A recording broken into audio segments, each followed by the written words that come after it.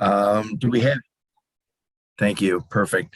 And do we have anybody from the public who'd like to speak? I asked that the comments be kept to 2 minutes. So Victoria, do we have anybody who would like to speak from the public? Now go ahead and raise your hand if you'd like to speak. Okay, I think we have 2 people with their hands up, Victoria. Yeah, I just wanted to comment that I was driving around today looking at signage and the chevron on Sweetwater Road and Hammershaw Road that we approved the signage a couple months back. Looks like it's installed. It's not too obtrusive. You can read the prices nice and clear in broad daylight. And they actually listened to us and improved the landscaping in front of the property. So all right, I appreciate that they listened to our recommendation. Thank you. Thank you. And Victoria, it looks like you have your hand up. So I've been doing cleanups and like restoration. You're gonna have to speak up a little more, Victoria. Oh, can you hear me? Yeah, you're pretty low. barely. Oh. Is this better? Hello? No, Yeah, you're we- still slow. Are you muted on your computer? No, I'm not muted. We got somebody who's got a phone and a because we're getting a back loop. Oh, okay. Is that call-in user 1? I hate to do that, but I can mute them. Let's see if that makes a difference. Okay, Victoria, try it again. Can you hear me? A little better. Okay. Well, we've been doing cleanups and restoration events on Kempton Street. And there's a crosswalk that doesn't have a curb, so it's not like handicap accessible. And it's right next to 2 different Title I schools, our community's library, rec center, and teen center. If we could like hopefully just get that on the county's radar. Yeah, send me an email about the location, and I'll see if I can get myself or Jim or to follow up on it. Okay. Okay, thank you. Great, thank you. Can't that go on the Safe Routes to Schools Act that we got a whole bunch of sidewalks for a few years ago? Jim, do you remember that? Yeah, Laura, I remember it. It should be in that grouping, I would think.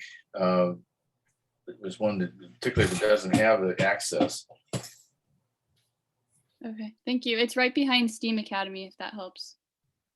Okay, this is public comment. Maybe bring that up again during TAC portion of the meeting, and we'll go from there, and also send the address to me, and I will follow up with traffic engineering. Thank you. All right, Victoria, do you see anybody else with their hand up? No, I do not. Okay. And so we're going to go ahead and proceed to the action items. I didn't see if Dallin Young was signed on or anybody from Dallin's staff. Hey, Oh, how's there's it going, Dallin. Tim? Yeah, Yep. oh, sweet. Thank you, sir. All right. So action items. Number 1, Dallin Young, Public Affairs Officer, SDG&E.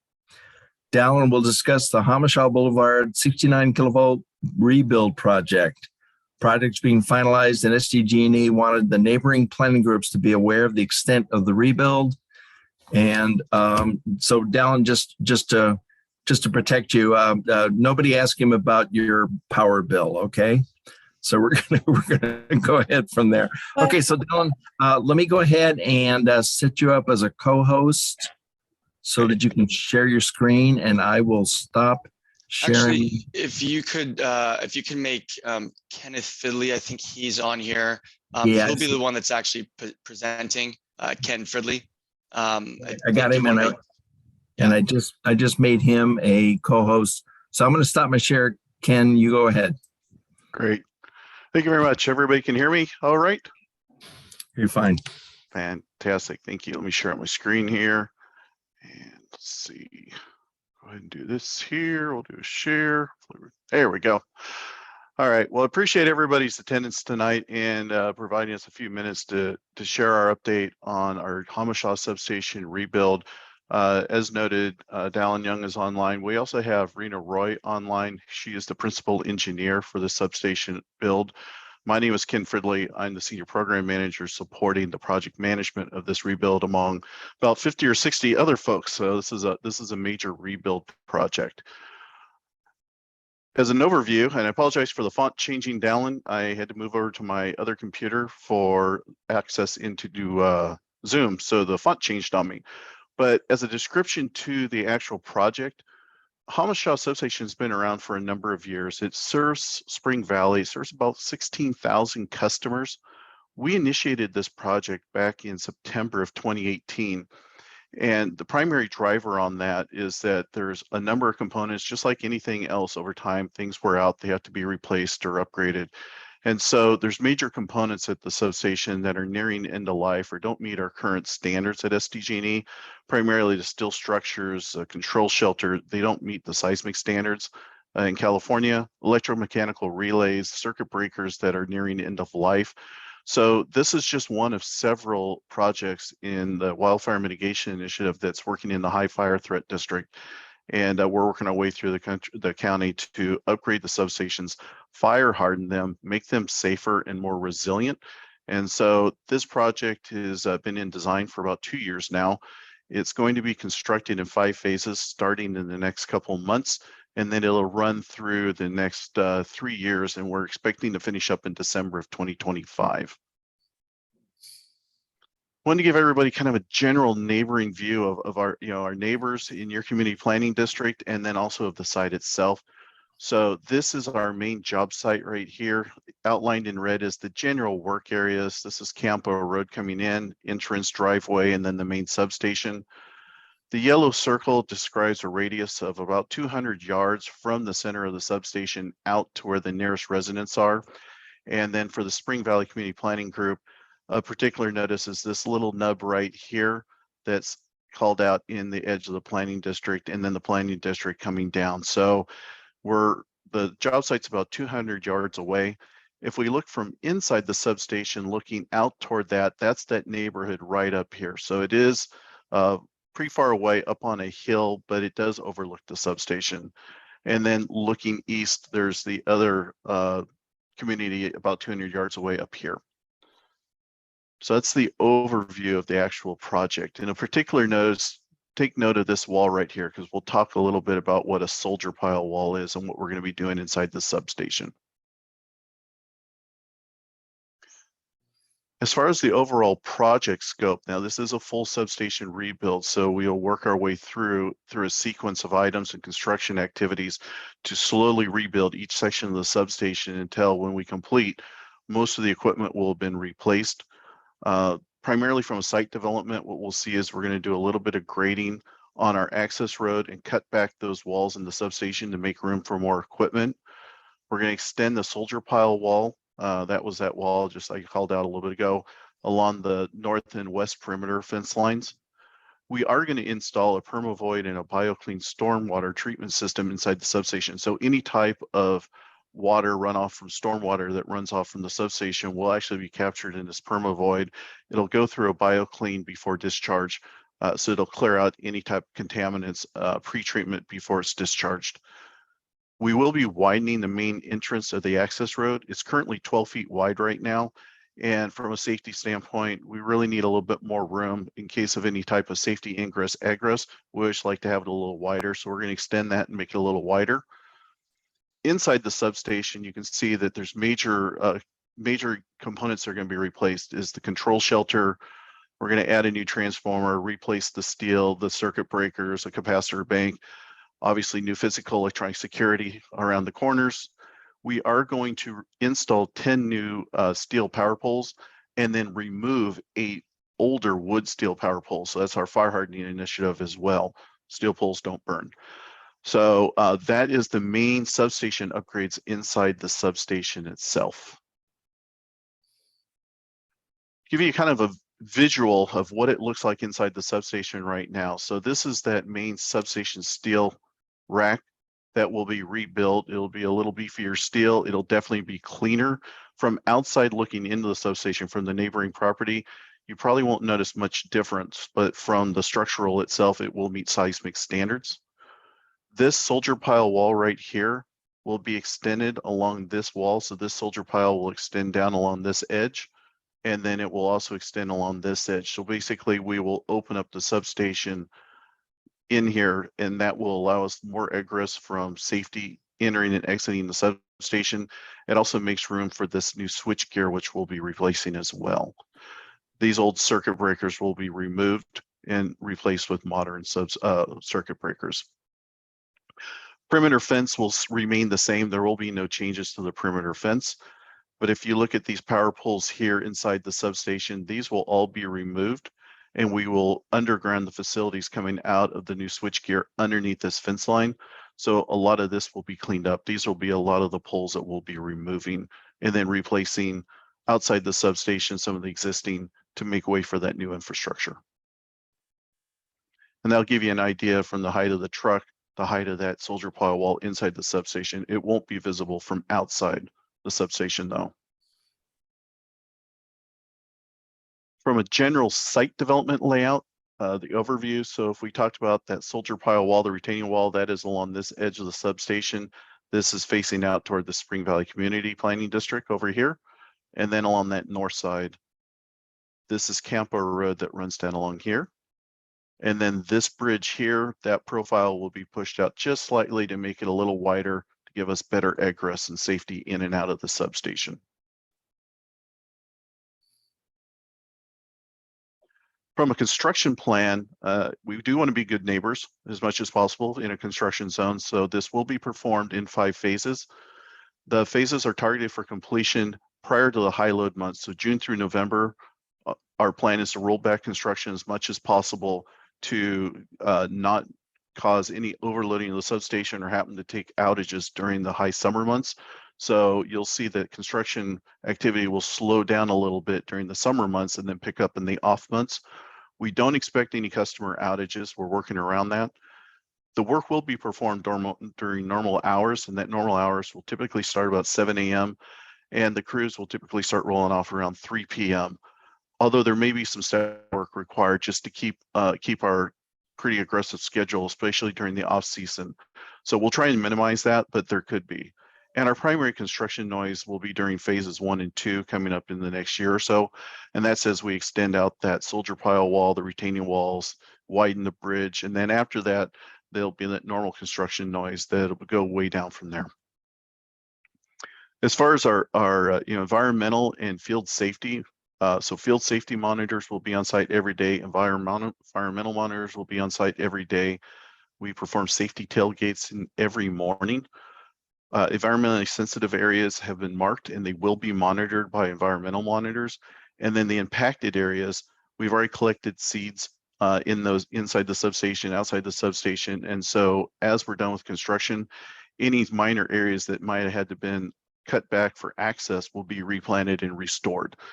We don't expect to have to do a lot of restoral. The team has been very diligent at trying to avoid any type of impacted areas. If we look at the actual current project pipeline, we're in design right now, and we're just finishing up phase 1 design, moving into phase 2, and then we'll start site construction, and then move into our phase 1 construction here, going through the end of 2023, phase 2 into 2024, and then phase 3, 4, and 5 all the way through 2025, with our in-service date currently showing December of 2025.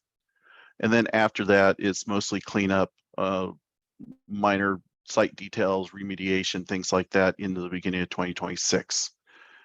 And as you can see, it's a pretty complex project. We've had to break it into 5 phases to keep everything sequenced on track and avoid the high summer months. But in a nutshell, that is the Hamashaw rebuild, and certainly open to any questions you may have for Dallin, Irina, or myself.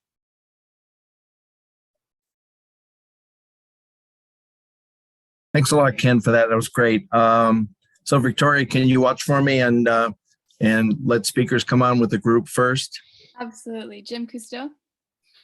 Got a couple of questions. Are you contemplating increasing capacity as well. You know, I'm watching kind of increases in electric vehicles. I'm hearing over the next, 10, 15 years, we may see a 30% increase in demand for electricity, maybe a little less than that, but clearly we don't want to see ourselves replacing equipment and not anticipating future increases in demand. And also, I've heard a lot about smart grids and moving in that direction where the whole nation can be more like the internet and more responsive to demand. Can you address either of those questions? Absolutely. I'll let Rena speak to overall capacity and in that question, I can certainly answer from a system automation and advanced communications. Hi, I'm Rena. I am with SDG&E, and to answer the question about capacity, yes, the new equipment is, as Ken mentioned, a lot of the equipment right now is aged, so the newer equipment is rated higher and would be able to accommodate the increase in capacity in the area. So we do have our planning group study what the load is like in this particular area, especially at a Hamashaw substation. And so the equipment that we spec out is basically going to help with the increased load for the area. Do you have any percentages of maybe how much more it'll be able to handle above current? Well, all of our systems are interconnected. So we have field ties that connect to other substations. So as other stations get upgraded, and not just the stations, just the infrastructure itself, like cable replacements, switches being replaced, all of that, which that's done a little bit differently than the substation rebuild, and different districts have been improving that infrastructure, all together help improve the reliability and the capacity of our overall system. Okay, thank you. Great. And Jim, as far as the smart grid standpoint, that is something that is actually part of this rebuild project as well. So I always like to say new and modern substations, after they've been remodeled, become little data centers, because every one of these circuit breakers and stuff has electronic control on it. And it is connected via its own private secure network to SDG&E's network. So it gives us, by doing these rebuilds, we get better situational awareness, faster communications between substations, more situational awareness back to our grid ops. And this is also part of our advanced protection program, where we're putting in falling conductor protection on the overhead circuits as well, which this substation then prepares it to do that. So yes, overall, this modernization is definitely taking us into the farther into a smart grid scenario. Okay, great. Thank you. Hi, I just would kind of like to know if there's a better orientation to exactly where this is, because I kept looking at it and I couldn't really orient it to where it was on Hamashaw Boulevard. And are you still going to do those battery stations on Lamar Street? And are your computers set to be hardened so that we don't have any, what should I say, bothersome people from other countries turning off our electricity? Absolutely. From a cybersecurity standpoint, SDG&E maintains very robust cybersecurity and critical infrastructure protection program. It is a pretty hardened system. Part of the reason why I had to move over to my other computer, because I can't use Zoom on an SDG&E computer. It's blocked, can't be done. So that was a little bit of a challenge why I had to jump over here. As far as an orientation, all right, it is actually, if you look at, and it's kind of hard to see, but Highway 94, as we come across, right when it slows down and becomes Campo Road, that traffic signal is right over here. So it's just as you transition from 94 into Campo Road, as you come around that bend. I believe there's an Albertsons, an IHOP up in here in that shopping center. So that's generally where the substation is. Yeah, it's a smart and final. And then Skyline Church is just down to the lower right there. Correct, right here, Okay. correct. I got it now. Thank you. So I guess the confusion is it's called the Hamashaw substation, but it isn't on Hamashaw Road or Boulevard, correct? Where would that happen? Ken, are you you actively working with Sempra or San Diego Community Power on this specific site? This is a SDG, a San Diego Gas and Electric property, and a substation owned by that. So we are not working with San Diego Community Power, but, and Rena, correct me if I'm wrong, because it's community power, that power would be provided through the substation if the consumers actually purchase that from the community power organization. Are you I'll working- actually defer to Dallin on that. For Dallin, okay, The CCA, sorry. thanks. Yeah, thank you. Yeah, I think you're right on there, Ken.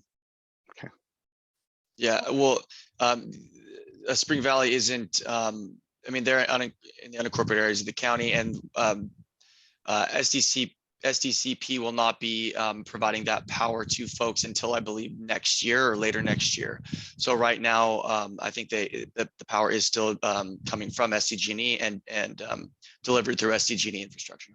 Okay, thank you. And I asked if you were working with Sempra or San Diego Community Power. Does that mean you are working with Sempra on this specific site? No, this is a San Diego Gas and Electric facility only. Okay, thank you. And then would you be creating more batteries here to like help store for like 2023 when we do move towards more renewable energy? Ken or Rena, is there a battery associated with this facility? No, there is, we're not doing battery storage here. Unfortunately, our particular site is surrounded by some environmental constraints, so we don't have the footprint to accommodate battery storage. However, there is battery storage throughout the county. I don't know offhand, unfortunately, I'm not part of that department. And those are being selected in various areas. I don't know if Dallin, if you have that list, or we can always come back and provide any of that information.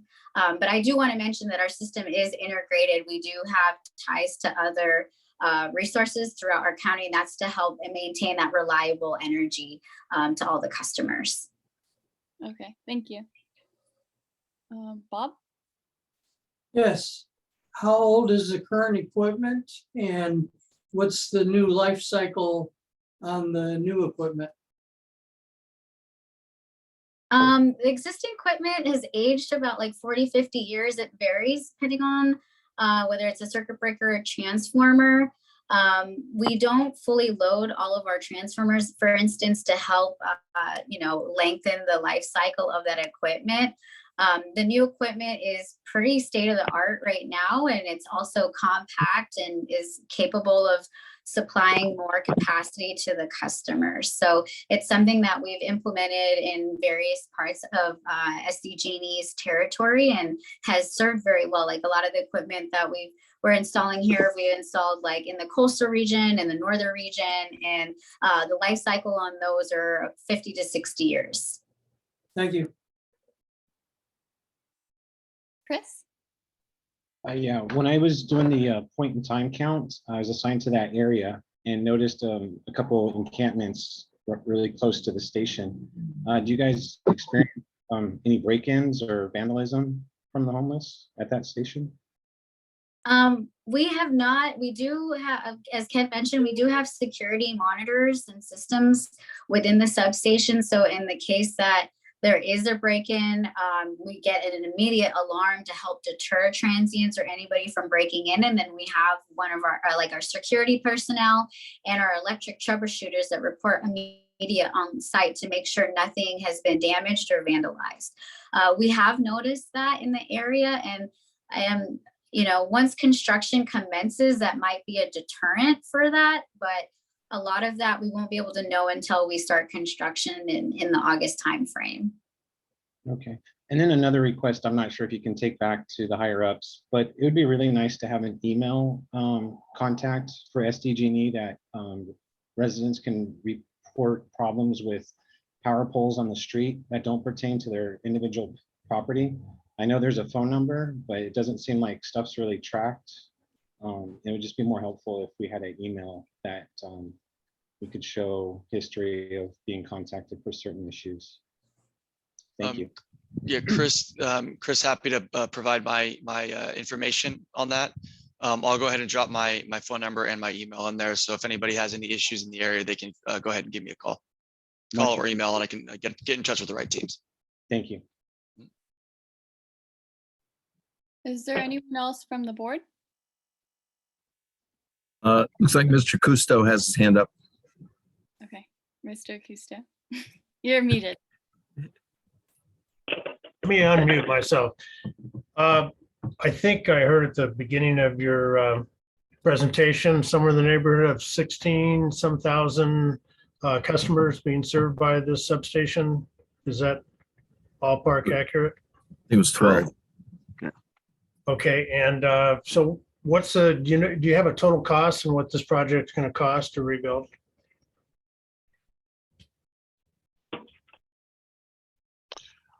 We do, and because of the environmental sensitive area and then the amount of site development work, this substation is in the tens of millions of dollars to actually rebuild.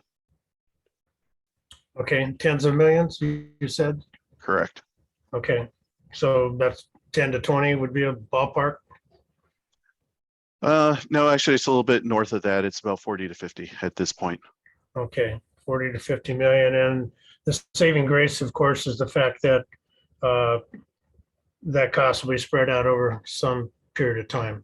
Because obviously 40 to 50 million divided by 16,000 customers, that doesn't pencil out very good over 5 years, does it? No, it does not. Okay, thank you. Ed? Just curious, do you plan to leave the eucalyptus grove that's in to the side of it? It's not right in front of it, but next to it. It's on the same property. There's a fairly large eucalyptus grove in there. Yeah, we're not going to touch that. We're not touching any of that. The only thing we're displacing is some of the shrubs that's grown within the substation fence line. And that's what Ken was mentioning is those shrubs, they've already seeded and they're planning on replanting those outside of the substation. But we will not be touching the eucalyptus. I believe that you're speaking of it between Campo Road and the station itself. Right. Yeah, you can kind of see that right from inside the substation. We're looking at this little bit of right there. Yep. And they're We're right down this neck of the woods. Faces Camp Road. There's a lot of eucalyptus in there. They're pretty tall trees. Well, thank you. Mm-hmm. Tim? Yeah, I just have one quick question. In regard to the community up on the hill that is part of our planning area, was there any notification to them of the construction that's going to be going on?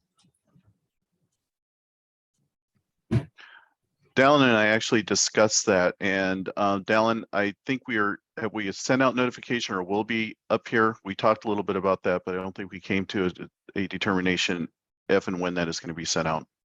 Yeah, so our typical radius of customers that we notify is typically between 300 and 500, depending on the project. So some of these folks would qualify under that 500 range, I believe. But we typically notify people a little bit closer to actual construction date. So we have a little bit of time, and we will be providing notifications to folks that fall within that radius there. Great, thank you. Okay, if everyone from the board is done, I'm going to recognize Braulio. Hi, thank you, Victoria. Thank you, SDG, for being here. I was curious, as a listening to your presentation, Ken, you mentioned discharging of water, rainwater. You also mentioned treating the water. So I'm kind of curious as to how that's affecting the environment around your land. Are you guys discharging it into the, if you can kind of help us understand or help residents understand what you mean by discharging the rainwater? Are you guys collecting it and doing nothing with it, or can you elaborate on that, please? Sure. And Rena, if you want to elaborate on that, I can certainly also, I'm not an engineer, so it's better if I have an engineer respond to that. I can jump in on that, Ken, if you don't mind. Hey, Carl, thank you. I didn't see you online. Thanks, sir. That's okay. Yeah, so I'm the civil engineer for the project, for the site development portion. So what is occurring currently, all the water from the substation just discharges freely into the adjacent creek without any sort of detention or treatment to it. So once we start this project, we will be adhering to state of California standards to capture that water, treat it for sediment and pollutants, detain it, and release it at a much slower rate than it's been released in the past from the substation. So it'll actually be released at a rate equal to if the substation was not there. So it actually takes it the release back to its natural state. And again, that goes into the creek. But at that point, it's cleaner and at a more natural rate than it was before. I got you. So I appreciate that. I think the environment probably appreciates that too. So before that before you guys start doing that, all of the water has been sort of flowing into the creek freely? Correct. That's fine before that. I see. That's a shame. Thanks for explaining. No problem. Are there any other comments? Do we have anybody else from the public that would like to comment? And I don't see any hands, Victoria. How about you? No. All right. Well, I'm going to wish your team good luck, Dallin, with getting this project going. Thank you for coming in. Comprehensive, and I appreciate that. I think we all appreciate that. Can you make this presentation available to me so I can send it up to the group? Yeah, no problem at all. We can forward it to you. Great. That'd be super. And other than that, if there's no other questions, I'm going to wish your team a good evening, and thanks again for coming in and being so accommodating for our Zoom schedule. Thank you. No problem at all. Thank you. Thank you all so much for having us. Have a great rest of your evening. Thank you. Bye-bye. Do you know yet at all how much it's going to add to our bills?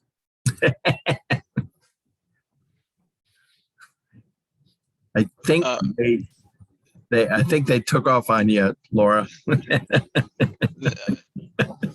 Yeah, it's so. I mean, the one thing I can say about it is, this all these projects that we have been that were going to construction or have been developed over the last couple of years have already been built into the current rate. So this one shouldn't impact any current bills. We do have other proceedings at the CPUC for future bills. But though, I mean, that's a long proceeding. We won't be dealing with any of those until about 2024. So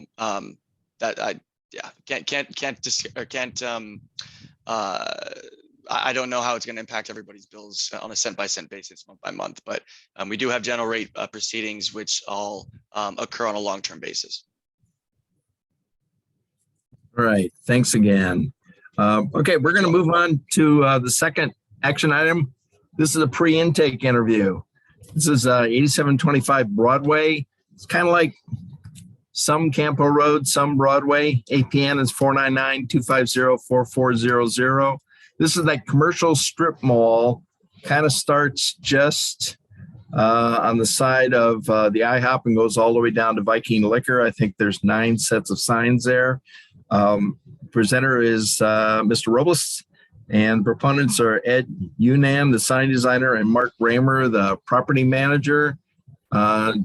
Jesse, I'm going to go ahead and allow Thanks, you Tim. to. I want to make. Actually, if you can just throw it up, I'm working sort of with some low bandwidth here, but everyone has it. If anyone has any questions too, I don't know. Are you able to pull it up? Yeah, let me see if I got to get to it here. Thank you. Hold on. But while you're getting that pulled up, I'll just familiarize everybody with where we're at. This property is next to the Wendy's and the IHOP down on Broadway. Mailing address says La Mesa, but it's in our planning group. It's just the way our zip code. Okay, can everybody see that screen? No. I still have the agenda up. Okay, hold on for a second. I'm gonna stop sharing and then I'm gonna start sharing again. And this should be it. How about now? Yep. All right, good. So Jesse, you just tell me when I roll to a screen or whatever, and I'll do that for you. Great, next screen, please. All right. So this is a picture really just from Google Maps. I hyperlinked Google Maps link to it if you're curious, you want to play around with it. But what we're really talking about is really the space to the right of that big, what used to be a grocery outlet. Sometimes it's a Halloween store. But if we go to the next page, basically summarize where we're at. At this point, like Tim said, there's a pre-intake. We haven't received any formal paperwork at this stage. Basically, the proponent went to the county, let them know that you're going to be working on this property. They were advised to work with the planning group. And so when it gets to us, Laura, Ed, and myself, we went out to the property. We reviewed what they sent out to us through the proposed plans, and we compare them to the design guidelines. So after that, now we're here. This sort of summary of what they presented to us, and it's sort of our opportunity to provide feedback on the design. So after this, we, the proponent will hopefully incorporate the feedback, and you guys know the process. It'll go back to the county, and the county will send us the official forms, and then it comes back to us for a vote, for the discussion. So on the next page, just some more summary information. There's a couple of different number addresses here, but again, it's next to IHOP. Like Tim said, there's nine signs in this assessment. The other one, the one that's at the grocery outlet, Halloween store, will come separately. So the county does know that, the proponent knows that. But just a quick summary here. Overall, the new proposed signs are supposed to have a net decrease in the total square footage compared to what was there before. But still, the new proposed signs fall out of the guidelines, and so we brought it to the group for comments and consideration for next time. So the next slide, you'll see basically the schematics for what all these lights will look like. They're all what they call wall signs. So in our guidelines, we kind of go through the different types of signs. These are wall signs. They're made up of channel style letters, and each of those letters will be individually lit using LEDs. As of right now, they intend to have them on from dawn to dusk. And the next slide will show rendering of what they expect it to look like.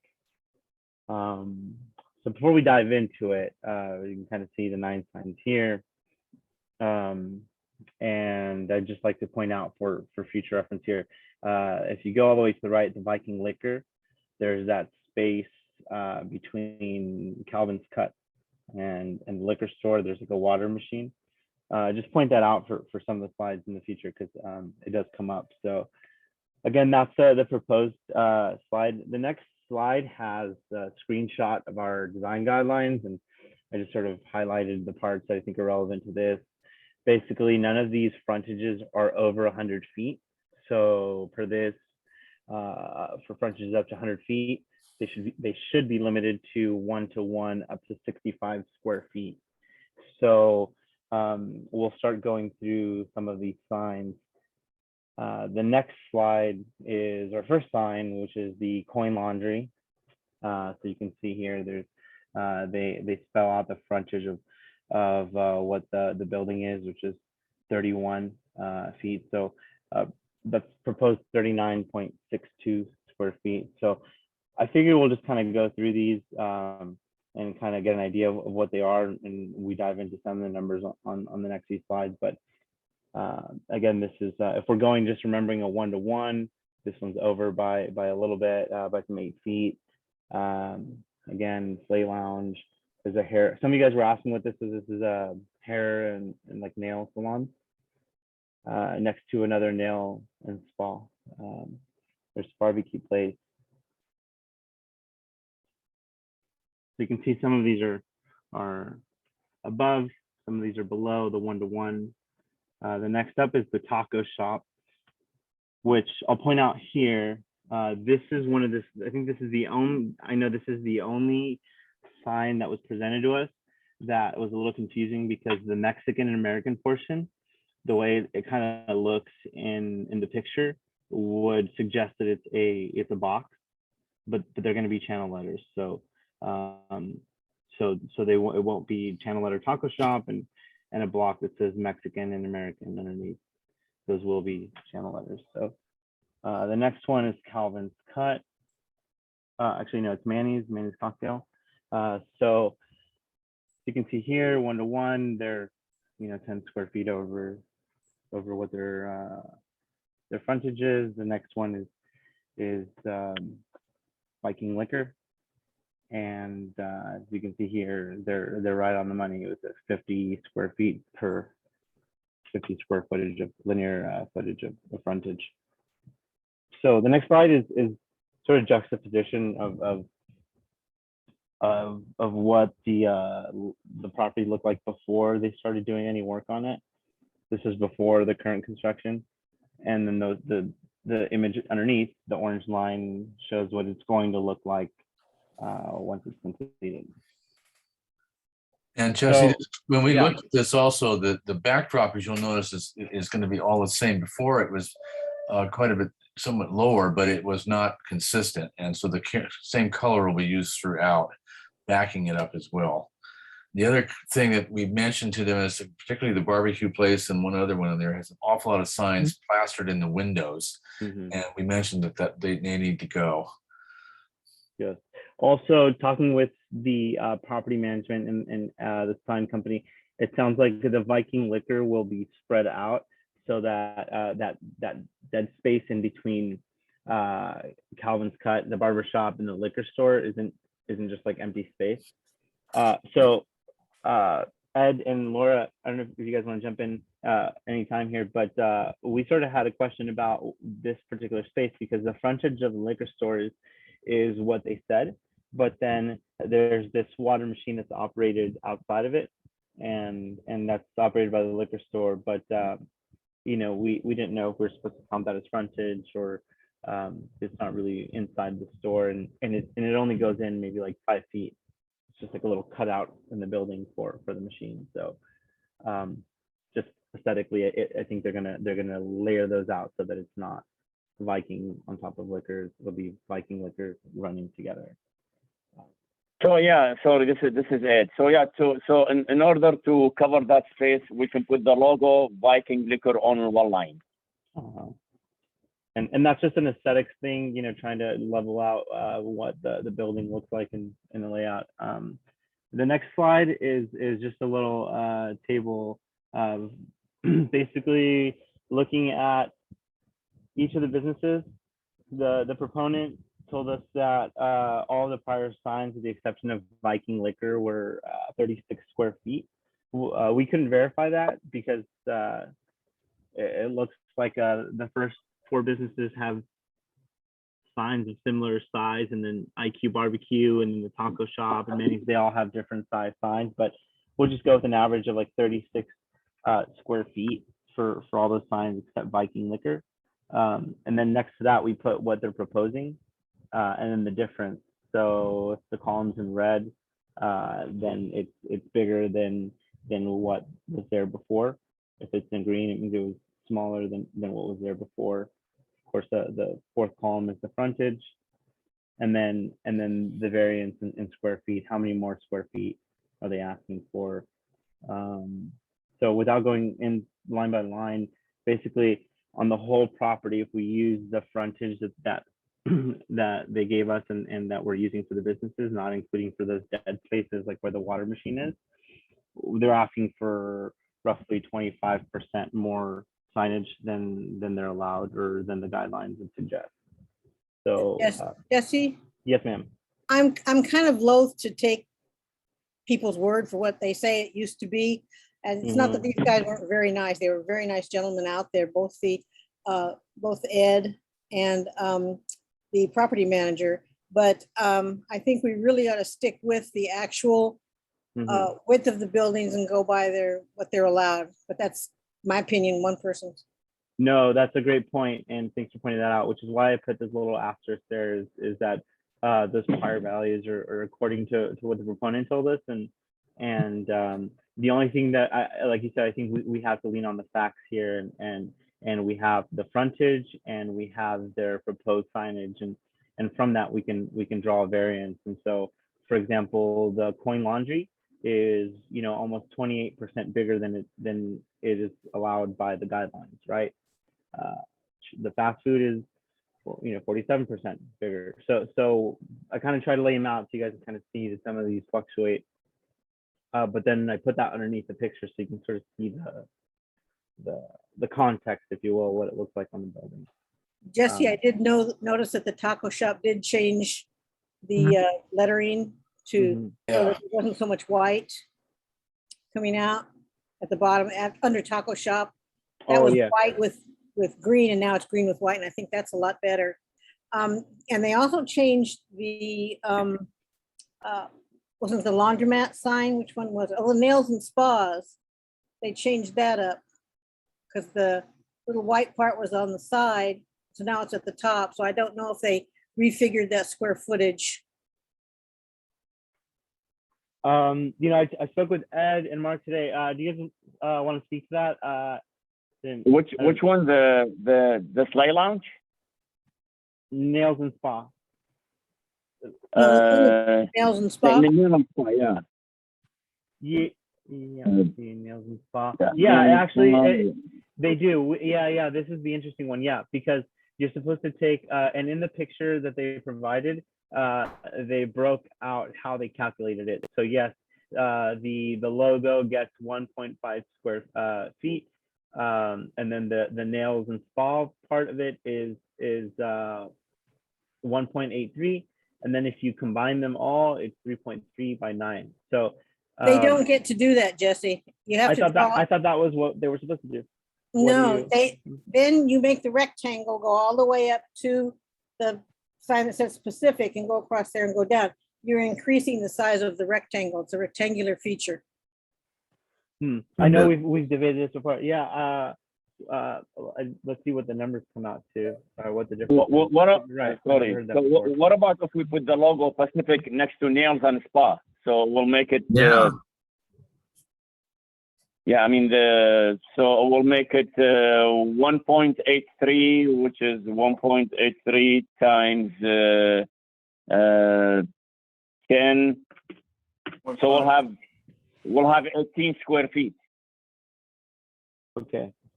Yeah. I mean, that's fine. That's basically what you're doing with Viking, right? Is just putting it so that it's all online. I don't have an issue with that. Laura, does that help? It doesn't really matter one way or another, but the thing is, now, does anybody think, and I'm not sure if this is really important or not, that there's too much white in the Pacific logo?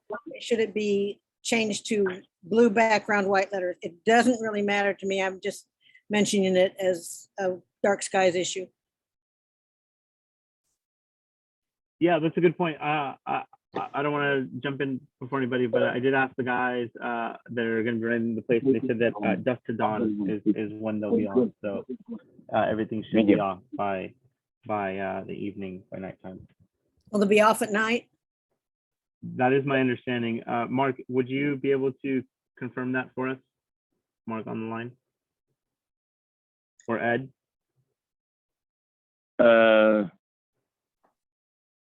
On which one? I'm sorry. So are the lights going to be on? I asked Mark what the light operations are going to be, if they're going to be on during operational hours or all the time. Oh, I think Mark, they do have a timer, so the sign will go on during winter time around 5 o'clock, and it goes off. It goes off like 6 a.m.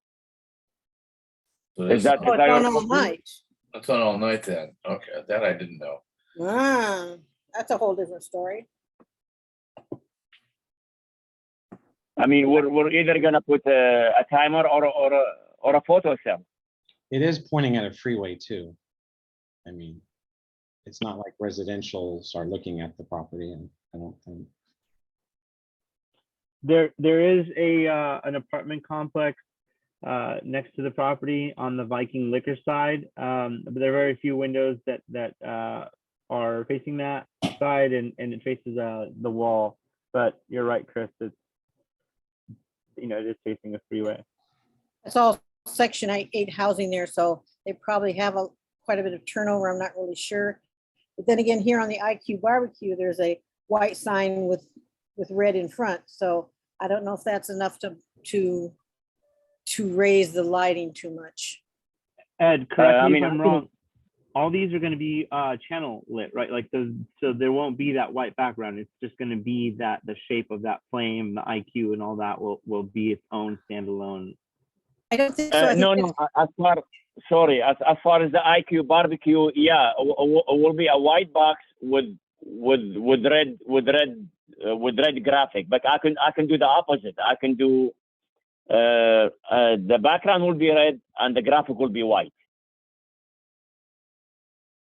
I only prefer the former. Yeah, I do too.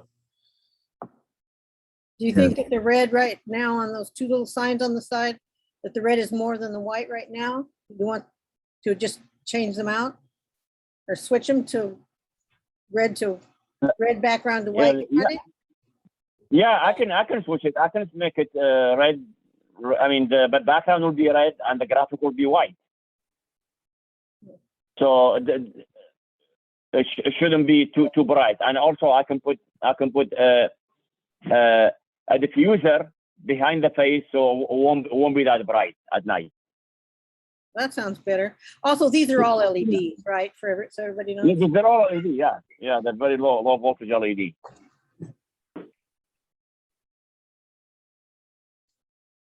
Okay, thanks for clarifying that, Ed. Just because talking to Mark today, it sounded like all of these boxed images were in fact going to be individually cut, just because we try to avoid those these sort of boxed signs. But they're just fine with it. There's no comments about it. We can go on to the next one. Oh, and just for the sake of signs on buildings, as far as on the windows, it's allowed no more than 50% of the window Right. space. Yeah, I mean, I'm not doing any window graphic. I guess. Well, a lot of these places are in violation right now, but they probably don't really know. Yes. Yeah. We Mark was supposed to be on the call today, but he represents the property owners and expressed some of the code violations to the property, and especially the liquor store and just general upkeep of the property. And he said that they'll definitely work on it, and they will be back. So I'll ask him to be here for the next one. And Because he was there when we were. yeah. So Now, Jesse, you know that there's not any existing site plan for this property at all, right? I tried to check with the county, but wasn't able to because it's still at a pre-intake. They didn't have anything for me. So Yeah, that's I news to me. Yeah, I didn't see anything historical that showed. I think, Tim, it was built before any of that came into effect. Ta-da! Yeah. What else is new? I know. Yeah. Just kind of keep that in mind. Yeah, I believe this was built in the early 60s. I remember going there when I was in high school. So, You think it was that long ago? yep, I I guarantee it. Okay. The restaurant there used to be called the Three Bears, and there was a Big Bear supermarket next door. That's how it got its name. Yeah, over on the left, yeah. Between the IHOP and the current ones. The old grocery store apparently had a bunch of interest from Trader Joe's, if you can believe that. But guess what? Not enough parking space. But we had the freeways that Trader Joe's requires for. Part of the parking is being used by the apartments next door as well. Yeah, they're parking there illegally. Yeah, so it sounds like they're trying to address a lot of these issues, especially with the parking and just overall safety. Because we're looking at signage, we can kind of only recommend or kind of encourage them to address some of these things. But I feel confident that moving forward, they'll be open. That also shows a good picture of the backdrop. That's going to change. Yeah, I took this picture so you can see some of the work that they're doing. So before the parapet went up to about that halfway level, so it's gone up, maybe another 1.5 feet. So it's gonna look, it's a much bigger backdrop than it was before. So I think that also. If you look at the top there on the left, the top of the little coving there, that's the whole color that the area is going to be. It's a nice kind of beigey, soft color. Beigey. More like that. Yeah, there we go. And that's the building that is still not, we still don't have signs for. It's not leased or anything, so yeah. They were talking about, I don't know if we can talk about it or not. They're talking about putting or doing a distribution center for like Uber Eats or something like that, right, Laura? It was one of those places that pick up food and deliver it. Which one place was? Yeah, it would be some kind of distribution center for them. I don't quite understand that, But that will come later. Later. But overall, it's kind of what we're working with and where the project is. These pictures were taken today, this afternoon. So that is what it looks like and what it will look like. A lot of those things will change. They're going to take down a lot of the signage, the liquor store, and fresh coat of paint. What we tried to stress with them is some uniformity in these signs as well, and staying within the guidelines as best we could. With 9 signs, that's a lot of signs, but it's those are the businesses that are in there and have the frontage. Oh, and would you let, the other Ed, are you still there? I'm here, yeah. Okay, as far as those banners are, right now they're illegal, but all you have to do is go to the county and say you want a temporary permit for some banner signs on your building while you're remodeling. And they'll give it to you very quickly. It's not a big deal, but it's good for, I believe, 60 days. Do you remember, Jim? Yeah. Oh. Bob, you remember? Yeah, I mean, we should be installing the new sign like the week of July 11th. So we're very close. Yeah. But just so that they know and somebody doesn't call them and say, oh, these people are doing this horrible thing, and they send somebody out to give you a ticket. Oh, I see. Okay. That's fine. So Jesse, are you at a point now where you just want to take some questions from the group? Yeah, so that next slide 22, that's where we're at right now. That's we're open to just discussion right now. I think a couple of people have their hands up, but it's a fair game. Yeah, I think Chris, you're at the top. Yeah, I have a bunch of questions here. First off, those temp banners, what are their sizes right now? Do they know? They're 2 by 8. 2 by 8. And what is the total, how tall is the facade going to be when it's finished? From the bricks to the top? Great question. I think it's 8 feet, isn't it, Mark? I mean, I guess it's 8 feet. Okay, and just to verify, did we go up to that one with the sign lighting? Oh, all the way at the top, sure. I hear that it's not going to be like a box. It's going to be carved out individual letters. Is it box or individual letters? Because when I see this, I see individual. Most of them are individual. Yeah, they're all individual letters, except like maybe the taco shop, the one that says Mexican American. That's a small logo box on the it's like a line. Yeah, that's the only one box. Negative. Yeah. I talked to Mark this morning and I got clarification on that, and he said it's that it will not be a box. Yeah, so that all that stuff is channel letters. The only one apparently now is the IQ barbecue, but even when I talked to him about it today, there were no box logos or anything like that. Okay, so no box. Can we go to slides 22? Is it? Or no? And by the way, Mark's trying to get on right now, so I just emailed him the link again, and hopefully he can call in or. What's on that slide, Chris? It has before and after. Oh, way down there at the end. Yeah, you're on 12, 13, 14, 15. There you go. All right. Okay. So what do you want to see first? So right there, that's perfect. I feel like from this photo and from the other one Jesse got I feel like all these signs are going to be way too small for this huge facade and so far away from the street. The taco shop sign, I mean, you can barely see them right now in the before picture, and they're going to be smaller than all of the ones in the before picture now. If they're any larger, they'll all run into each other. Yeah, because these are small frontages.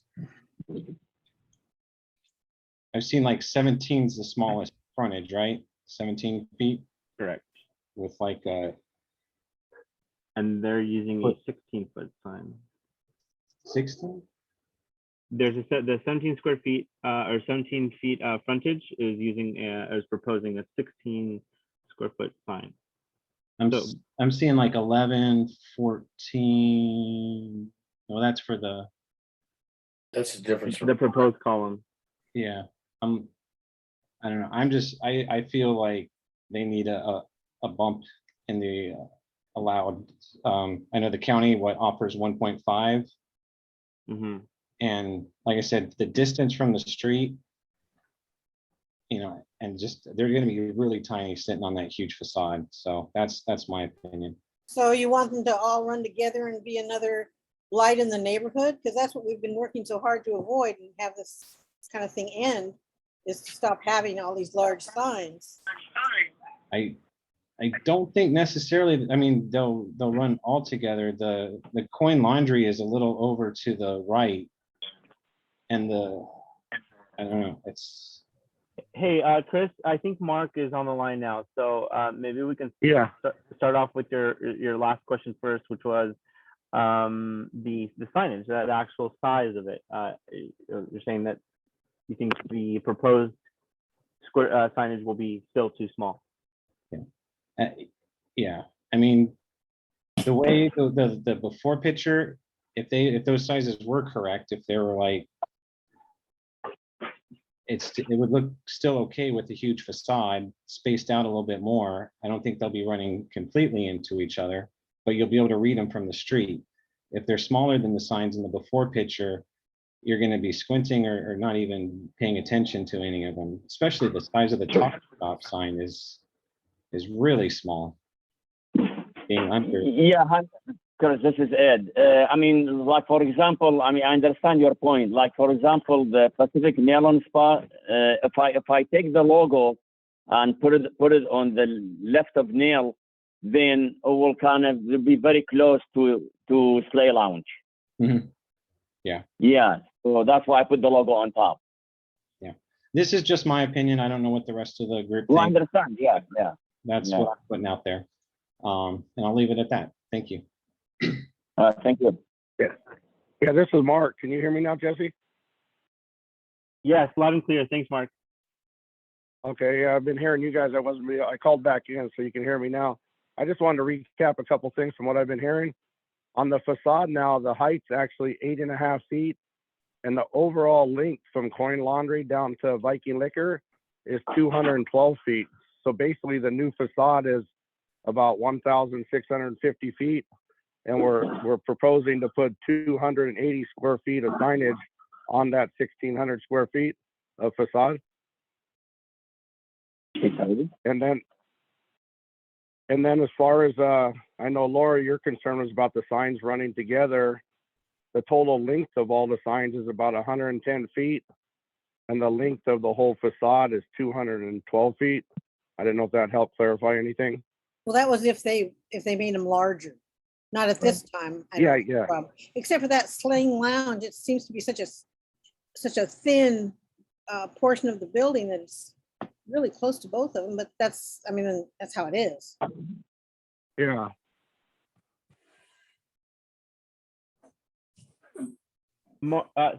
Thanks, Mark. Mark, can you also speak to the box images? So, for example, of course, like the logo for Coin Laundry, that's going to be, initially, it's going to be, it's almost like a panel lighting. The Chinese fast food logo, the Nails and Spa logo, but the IQ and barbecue. Well, actually, all of these, like, they're all the ones that look like they're boxes. They're in fact individual cut, right? These channels. The logo boxes like Pacific, the part that says Pacific, that's actually a round box. The Pacific one. Mm-hmm. Okay. And then the little flames next to IQ Barbecue are actually little boxes too. Okay. And then of course Sleigh Lounge, the little piece of hair, the pink piece, which is their signature logo, that's a little box, obviously. Mm-hmm. And I think that was. And then the Mexican food is individual letters, right? No, I heard you say that. I don't recall saying that. That was gonna be, I'm sure, I'd have to talk to Ed, see if that can be done, but it's such a small box. I think it's an 8-inch box or something. That was gonna be a box with the letters in the box. Okay, great. That was gonna, Yeah, that was, okay, that makes sense.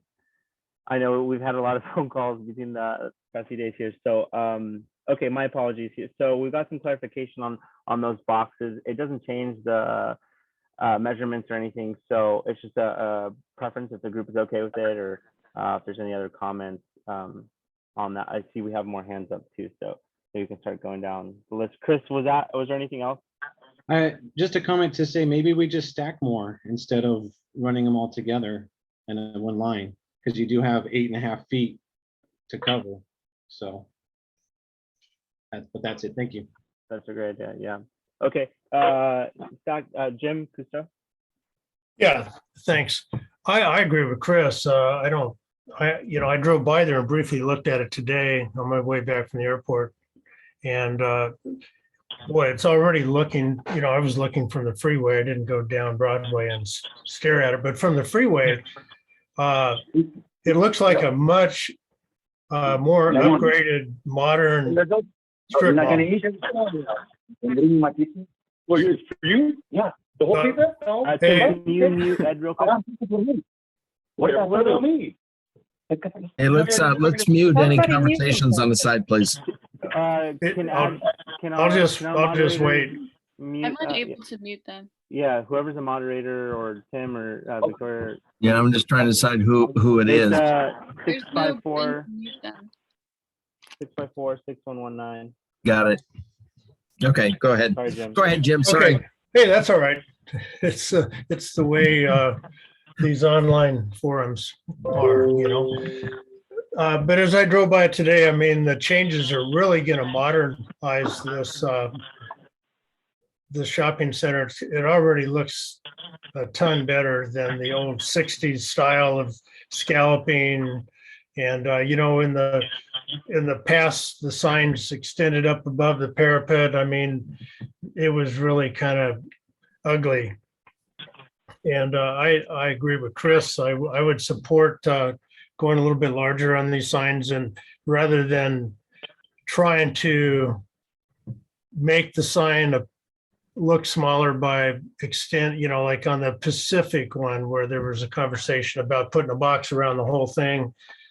And there was a discussion about putting the Pacific in line with the rest of the title just to get the square footage down. I think that doesn't really look good. And, I think we're trying to penalize somebody because they're trying to make the signage actually look more pleasing to the eye. So I would support going a little bigger on these signs. It is the shopping center strip mall is set back somewhat from the street. It faces the freeway. There's really no residential areas that are being impacted. It's going to be an overall giant improvement to this shopping little strip mall. And I would support the proposed as it is right now. Well, what would you think about maybe making some of the signs 2 lines so that they could make the center a little better?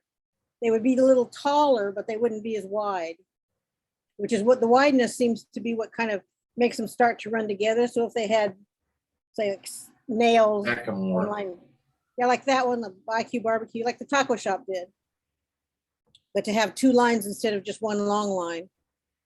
Does that sound like any kind of a better idea? Yeah, that's what I had implied when I said stack them. Mm-hmm. Stacking didn't make any sense. Sorry. I didn't understand. Sorry, I wasn't more clear. Yeah. Yeah, I would agree with that, Laura, as long as it stays aesthetically pleasing. It may or may not, for like IQ barbecue, how do you split that? I don't know if that's going to look good stacked or not. It might not because of the 2 little side signs, but I would think IQ and then barbecue on the bottom. But I mean, it's not up to me, it's up to the company. But yeah, that would be hard with the 2 little side signs with their logos. Yeah, But it's they only could do some of the others. And it's only 17 feet long with a 31-foot frontage, so there's plenty of space on either side. I don't see it running into the other signage. Some of them could easily be 2 lines instead of 1, and they would get, to me, it would look like it would be a better aesthetic and overall. Sorry to hop in here real quick, cut you off, Laura. I just realized I'm looking at the sign here, and I mean, it's a thought that I've had to express, but this picture really points out that these signs aren't to scale either. So like here we're seeing, what is this, the 31 square feet of Frontage. of the signage. I mean, Ed, can you confirm if these are to scale? Me, no. I'm sorry, Ed. I think he's muted again. No. Or Mark, do you know if these are to scale? I'm not sure if they're to scale or not. That'd be up to Ed, but I think he got muted or got disconnected. Yeah, I think I may have muted him because there was a side. I heard his number when you muted someone. Let me see if I can allow him back into the conversation here. If I can find his number. The one ending in 9. Yeah, I know. I'm having trouble finding it now. So I'm wondering if he signed off. All right, sorry to cut you off, Laura. Oh, no, Jesse, I'm sorry to bother. I don't see his number up anymore. He's the only phone in the meeting. Is it the calling user too? I'm seeing the number still at the very bottom. Oh, okay. Okay, hold on. Right above Ed. So go all the way down to the bottom of the list, right below Victoria, I saw that number. And it shows that it appears to be muted. Okay, thank you. And I've unmuted him. Well, I've asked him to unmute. He's got himself muted. Okay, so maybe we'll just keep working through that. Laura, Jim, those are great points. Do you guys have anything else? I think Rod Gibbons had his hand up. Yeah. Yes, I just wanted to ask Mark a quick question. All those are individual leasings, correct? That's correct. Does each one of those in their application or in their permit or in their contract call out the signage in front of each one of their units? Yes, we have to provide them. We as the landlord have to provide them signage on the facade for the lease. Is it possible to share that with the crew that's out there walking the site? The part of the lease that says that? Yeah, that way they know exactly, because here we are, we're talking about sizing. I've been in the signing business for 30 some years, so. Okay. Looking at this, if I was coming out there, I definitely want to know what you've already allowed in the contract for each one of these. I do know when you go to pull a permit that each one of these signs has to be individually shown. I hear everybody talking about, are we getting boxes or channel letters?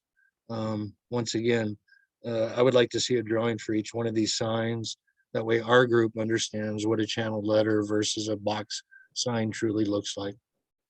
Once again, I know go ahead. No, we have all those drawings. We didn't send them over to David. We have a drawing that the ones we're going to submit to the county that shows all the wiring, individual layout, et cetera, for each letter and each sign. I think that's really what the group would like to see. That's kind of the group you got here tonight.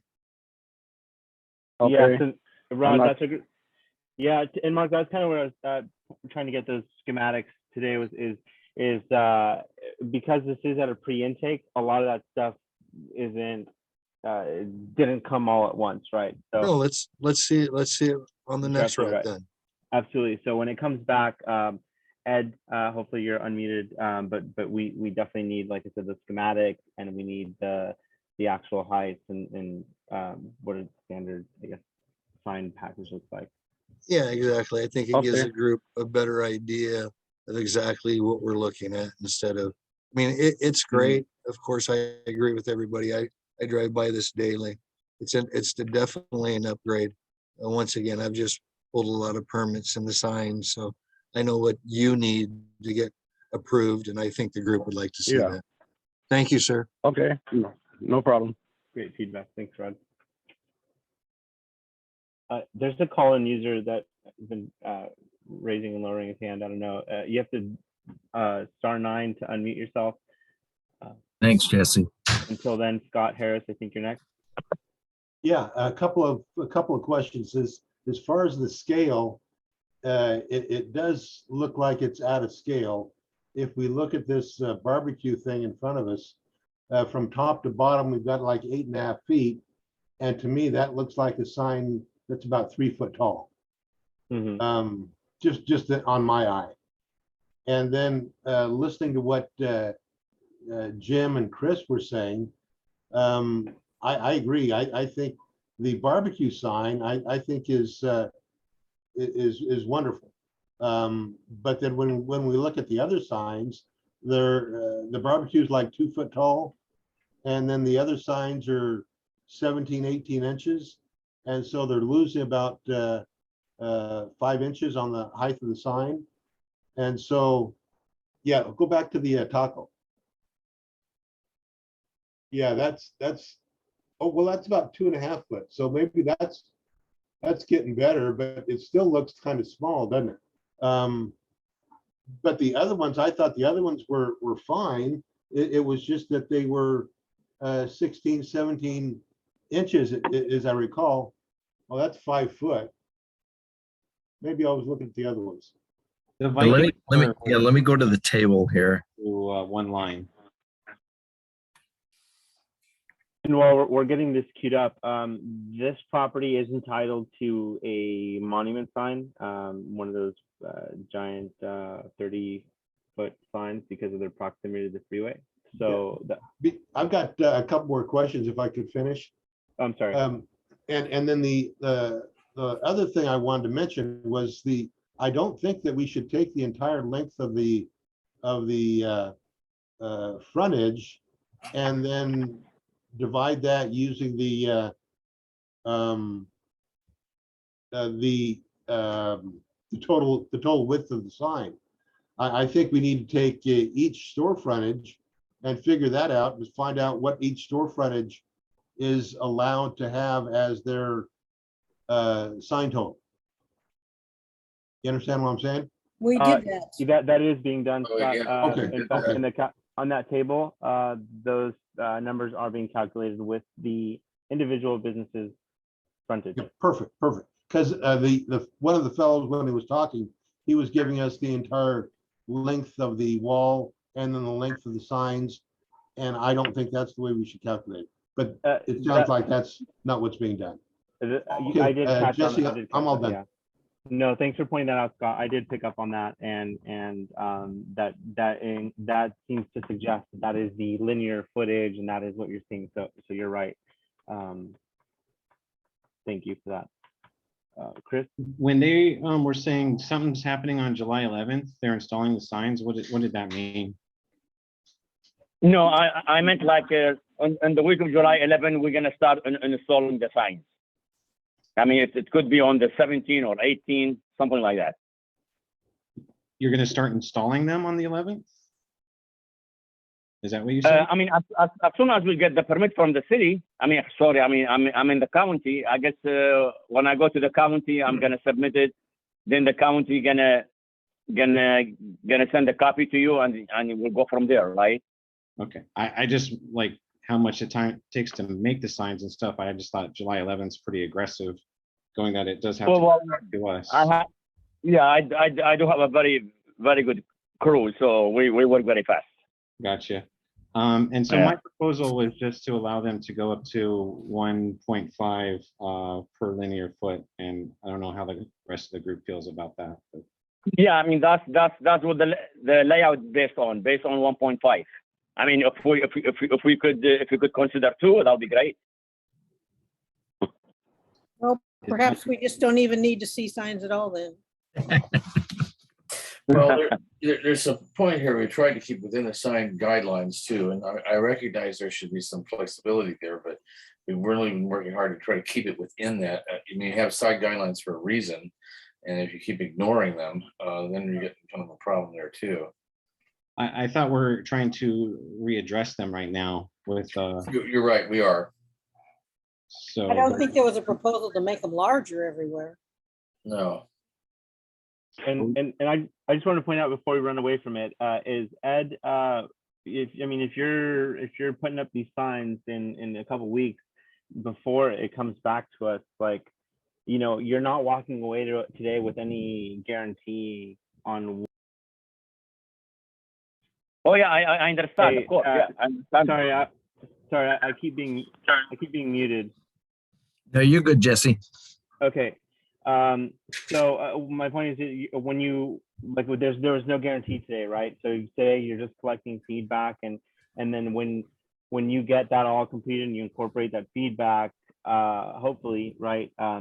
And then you present that information back to us, and then we present it back to the group. So I'm hearing a lot of feedback, and I guess it's up to you if you want to start making these signs, but it seems like there's still a few things that need to get cleared up. Oh yeah, of course. Yeah, I know that. Yeah, of course. We got to get the final from the Spring Valley Committee plus the county. Good. Right. Jesse, you had that call-in user too is still there with a hand up. I don't know who that is. But all they need to do is do *9 or *69 to get on. Yeah, if you're calling in and you're trying to speak, you have your hand raised, but you're muted. So, unless there's anybody else from the group, or if that person wants to, I don't think they can chat, they can put in the chat because they're calling in, right? Yeah, I don't know what I can do. But that is basically the presentation that we put together. Is a summary of the property, what they're proposing. And I don't know, Mark, do you guys have any questions? No, not at this time. We'll just wait to hear back from you when you guys go to vote or next meeting, or what from there. Well, just to recap, right? I guess we're gonna need like the actual signs, and so yes. So I was trying to get these from Ed, and what he was sending me was PDF documents with and not all. So he was sending me individual PDF documents with pictures of the sign, and then like a copied picture of some of the schematics. So we need, I guess, we need the whole thing, and we need it for all the signs so that the group. I think before the meeting started, I did send you an email. I don't know if you noticed it. Let me know if this is the right info you need. Let me see. Okay, I'll check that offline. But yeah, basically, once we have that and all these changes made to it, and it comes back to us officially from the county, right, Tim? Yeah, that's perfect. That's exactly right. Okay, thank you. All right, we'll get those over to you then. Okay, any other comments from the group or the public? Doesn't look like it. Jess, thanks again for putting this together, because it was a lot of signs there. So thank you for giving us the charts and the pictures and things too. Yep. Oh yeah. When you get 9 at once, you definitely want to take a look at it beforehand. Right. No, you're welcome. Thank you. Sure. Right. Appreciate it. Okay, I'm gonna go ahead and stop. All right. Thank you. Thank you very much. All right. I'm gonna stop sharing my screen, and then want to bring up the agenda again, if I can find it. Here we go. Hold on for just a second, folks. Screen and then share my screen. There we go. Where did the agenda go? Okay, so now we're going to talk about the vote to sign a letter of support for the Spring Valley Community Alliance TCC grant. And the proponents are Mr. Pierce and myself. And actually, I think Braulio was on the meeting, so he's the president of the Spring Valley Community Alliance, so he'd be a good piece of input too. Chris, you want to pick it up and just describe what we're doing here? Well, I was going to turn it over to Braulio.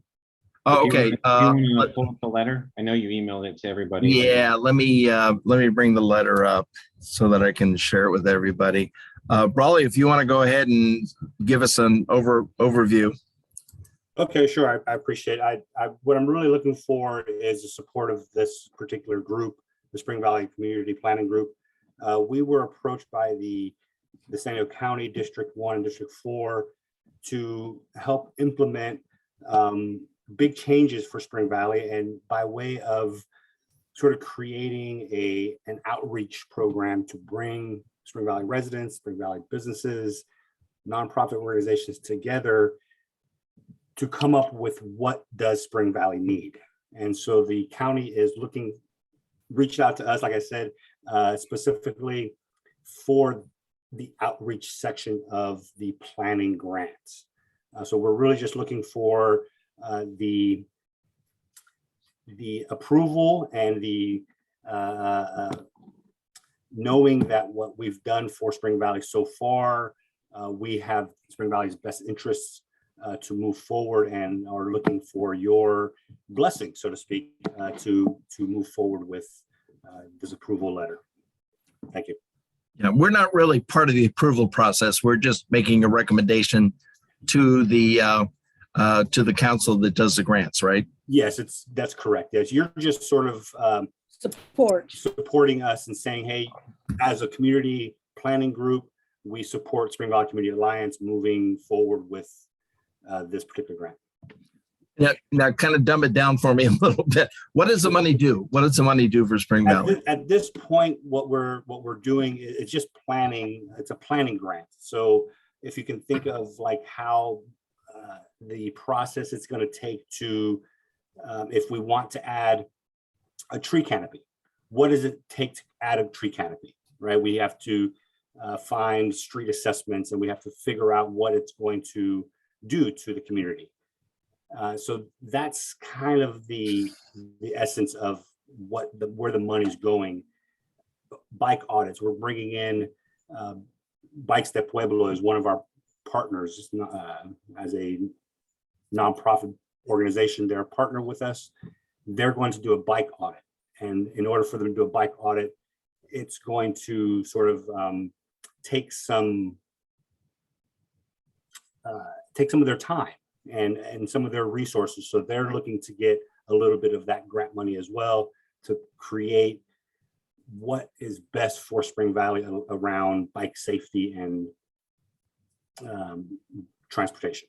So that's just sort of an example of where the money's going. That sounds pretty technical. Is the association have that kind of talent on board, or how do you do that so that you can respond in a technical sense as far as planning is concerned?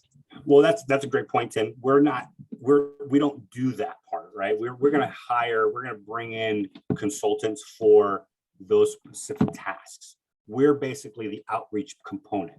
So we're being asked to bring the community together.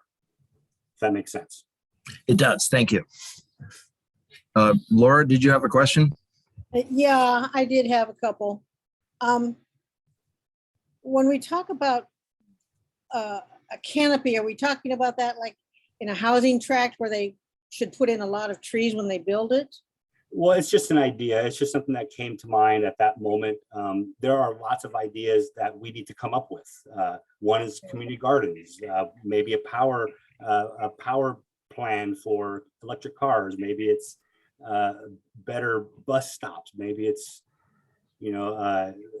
getting our streets safer. So you're still not really sure exactly what the total needs are going to be that we're going to want to have. Is that pretty That's much correct.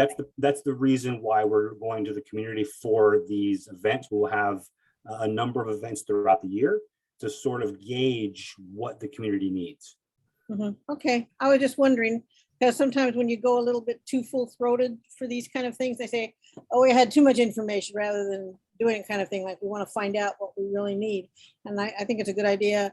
I love the tree canopy idea, but as you can see, since we've been going on for the last year, all we really get is tree removals because the trees were not the proper ones that were planted in the first place. So I think that can be a good way to get the proper kind of tree that won't interfere with the property owners and still provide a good canopy to cool the community. I fully agree, and you'll have to come to those meetings to give that input again, so that we really understand what the community needs. Just to give you an idea, one of the partners is Bancroft Center for Sustainability. I've never heard of that. And I live Have off or of have Lincoln. not? I have not. Oh, okay. You're going to start to hear about them. They're very active in the San Diego Youth Services property. Who are they?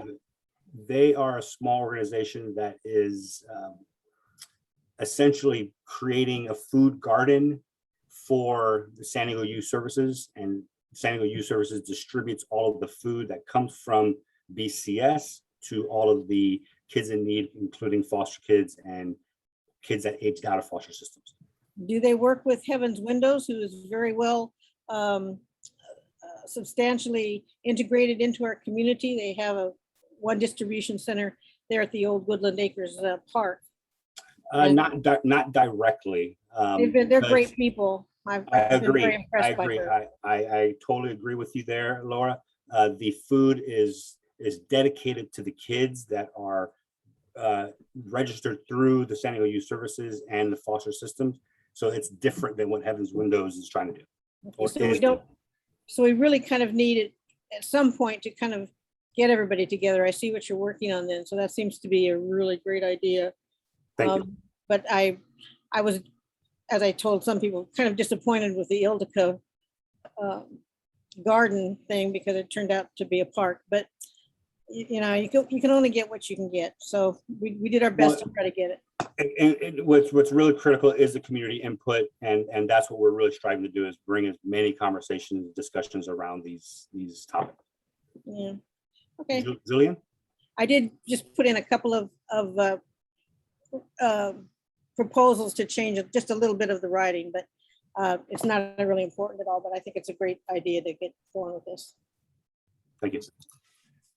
Julia, if you can hear me, we got Julia J. Go right ahead, please. Hi, you guys. My name is Heaven. I grew up in. I thought I recognized your face. I wanted to ask if the SVCA has any sort of needs assessment or anything for people who can't make the meetings. I am aware that there have been some community discussions at the old elementary school that's there on Spring Drive. Valley Elementary. Or yeah. But I myself am a single mother who works full time, so I haven't been able to make any of them, even though I've wanted to. And when you're talking about getting funds to a lot, around Spring Valley, it might be beneficial to actually reach out to community members who maybe can't make these meetings because they have prior obligations, such as taking care of kids or working or whatever. So that's a question I have, if there's any sort of needs assessment that's accessible to people who can't make the community discussions that you guys are facilitating. For sure, Heaven. I appreciate the question. Just so you know, we haven't met at all about this particular grant. We have had a couple of discussions through Zoom with the county, but we haven't had any community discussions yet on this. You're probably thinking of our regular community discussions, which we're talking about all kinds of fun stuff. We're not just talking about the grant and necessarily anything to do with this process. Okay. To answer your question about accessibility for all residents, we are going to have our website dedicate a page. We actually have a page dedicated to this grant, and we always welcome comments. So if you can't make our meetings, please comment on either social media or directly on our website. And one of the things we are really promising to do is have a variety of times, because like you, Heaven, you're a busy woman. You can't make all of our time. So we respect that. Our organization, our board members are very varied as well. You should see when we try to meet, it's impossible. We're always trying to come up with a good time for all of us, and we respect that, and we will honor honor you and honor the other members of the community that need those different times. Okay. Does that sound good, Kevin? I mean, it sounds good, but a lot of things sound good in theory, you know? I know. And I've been out on the streets actually working and picking up trash around Spring Valley, and you know, things sound good. So time will tell. Yeah, well, we did have a community discussion on Sunday, just as last Sunday. We had a couple of members go there, a couple of community members. So we're trying to be active in the community. You're always welcome to come and join those conversations, even before the TCC gets implemented, which it won't be until next year. Okay, I don't know if you are aware, but the Spring Valley cleanup crew actually held a restoration event on Sunday. So I don't know about the event you guys had, but there were several community members actually, you know, out in Spring Valley doing work to try to kind of beautify the city. So if you guys kind of want to maybe even come to some of those events, that could be helpful, and it could be beneficial for you guys to kind of learn what's needed too in the community. For sure. And I hope that you and Spring Valley Cleanup Crew joins our discussions as well when we get down into that nitty gritty. What does Spring Valley really need? You know, I really do hope that you guys join those meetings, because you're us, we're you. So let's do it. Thank you. I want to go on to Victoria here. Victoria, you have your hand up. Yes, thank you so much, Chair Snyder, and President of the Spring Valley Community Alliance, Mr. Sanbria, for presenting and for drafting this letter. As many of you may already know, I was raised in Spring Valley, was a student at our local public schools, now work for that same district, started a grassroots organization based out of Spring Valley, and represent our community on multiple boards, all to address the injustices I experienced as a child and am still experiencing. I am speaking here tonight to ask for my fellow board members to vote no. This is because I have seen members of the Spring Valley Community Alliance actively fighting against services going towards our community's unhoused population at our CSA and planning group meetings. In addition, their president denied efforts to have a more safe and inclusive playground at Lamar Park at our last CSA 128 meeting. And this group's president and vice president, who aren't from Spring Valley, held a Reclaim Your Community event, which I feel will further the gentrification in our community. So again, like after growing up here and having a lack of resources and representation, I started a group, and as I stated earlier, like all to address the injustices I experienced as a child and am still experiencing. And for members of their organization to tell me that I had a lot of audacity to start a group, and learning that they were upset that I didn't join theirs, which wasn't started by folks who are from here, makes me question what their intentions are. I don't feel comfortable supporting this group because of their history with our unhoused population, and because of the way they've treated me, a lifelong resident and local community organizer. Thank you. Do we have any other comments from the group or from the public? I just want to get back to the letter. Everybody can see the letter with the red strikeouts in it.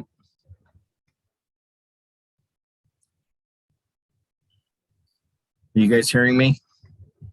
Yeah, blow it up. Okay. Can you see the red strikeouts? This is from Laura Lowe. She responded back with some corrections to the letter, just in verbiage. So can everybody see that? Yes. Good. Okay. Is there any question, or Laura, did you want to describe what you have here? Not sure if Laura's still with us. Yeah, Tim, I'm still here. I'm sorry. I just kind of wanted to make it a little bit more professional, instead of saying, it's my pleasure. And I know that you're a very kind and appropriate person and polite, but I just wanted to make it a little bit more professional sounding. But I am very concerned about what Victoria had to say. If these people are not our community people, then I'm a little troubled by it. And what are we getting into if we support this? I just don't really know now. Well, I think anything that could possibly help our community develop better or get better things for the people that live here now, not the people who may move in and make more expensive houses happen. I'm just not sure now. I have to agree with you, Lauren. okay, specifically, is there any comment on Laura's changes? So I want to say this is the way the text stands if we approve or disapprove the letter. Okay, I'm not hearing that. Chris Pierce has got his hand up. Chris, go ahead, please. I'm sorry, I really don't want to get in a pissing match in front of all of you tonight. But I do feel like we do have to say our part and some of the falsities that were made against us in one person's perspective. So I think we should be able to have the opportunity to clear our name of some of the negative things that were falsely said against us. Well. Okay, thank you. Scott Schaefer. What do you believe was falsely said? The Reclaiming Your Community, which you were invited to, was an event for the community, and it focuses on people staying in the community and not leaving the community for a better area.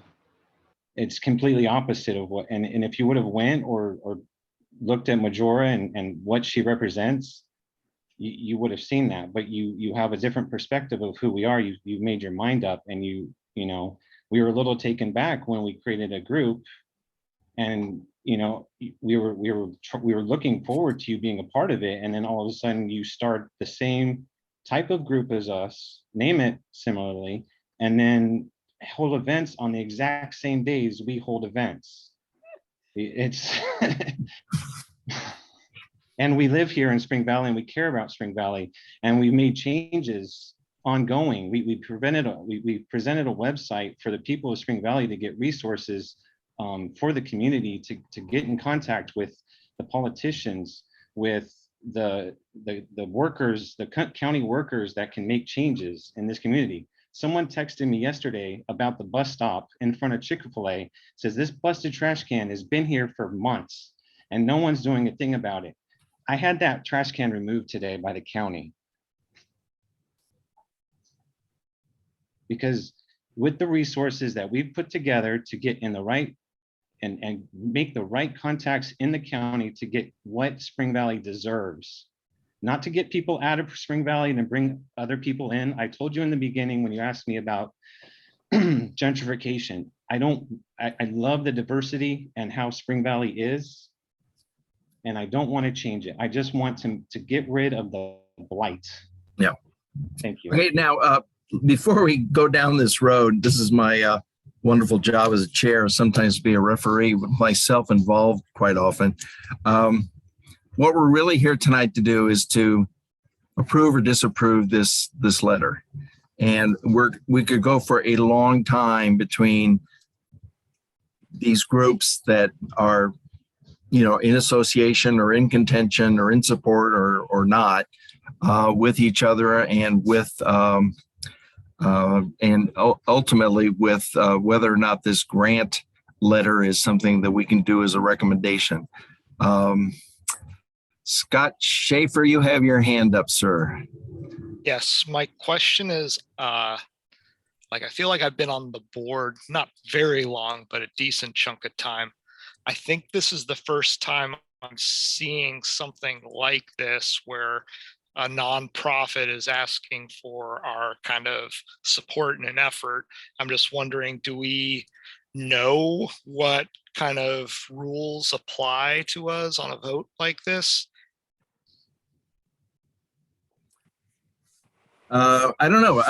Yeah, I've written a couple of these letters in support of things, and I don't know if Mr. Cousteau is still on the line, or Laura.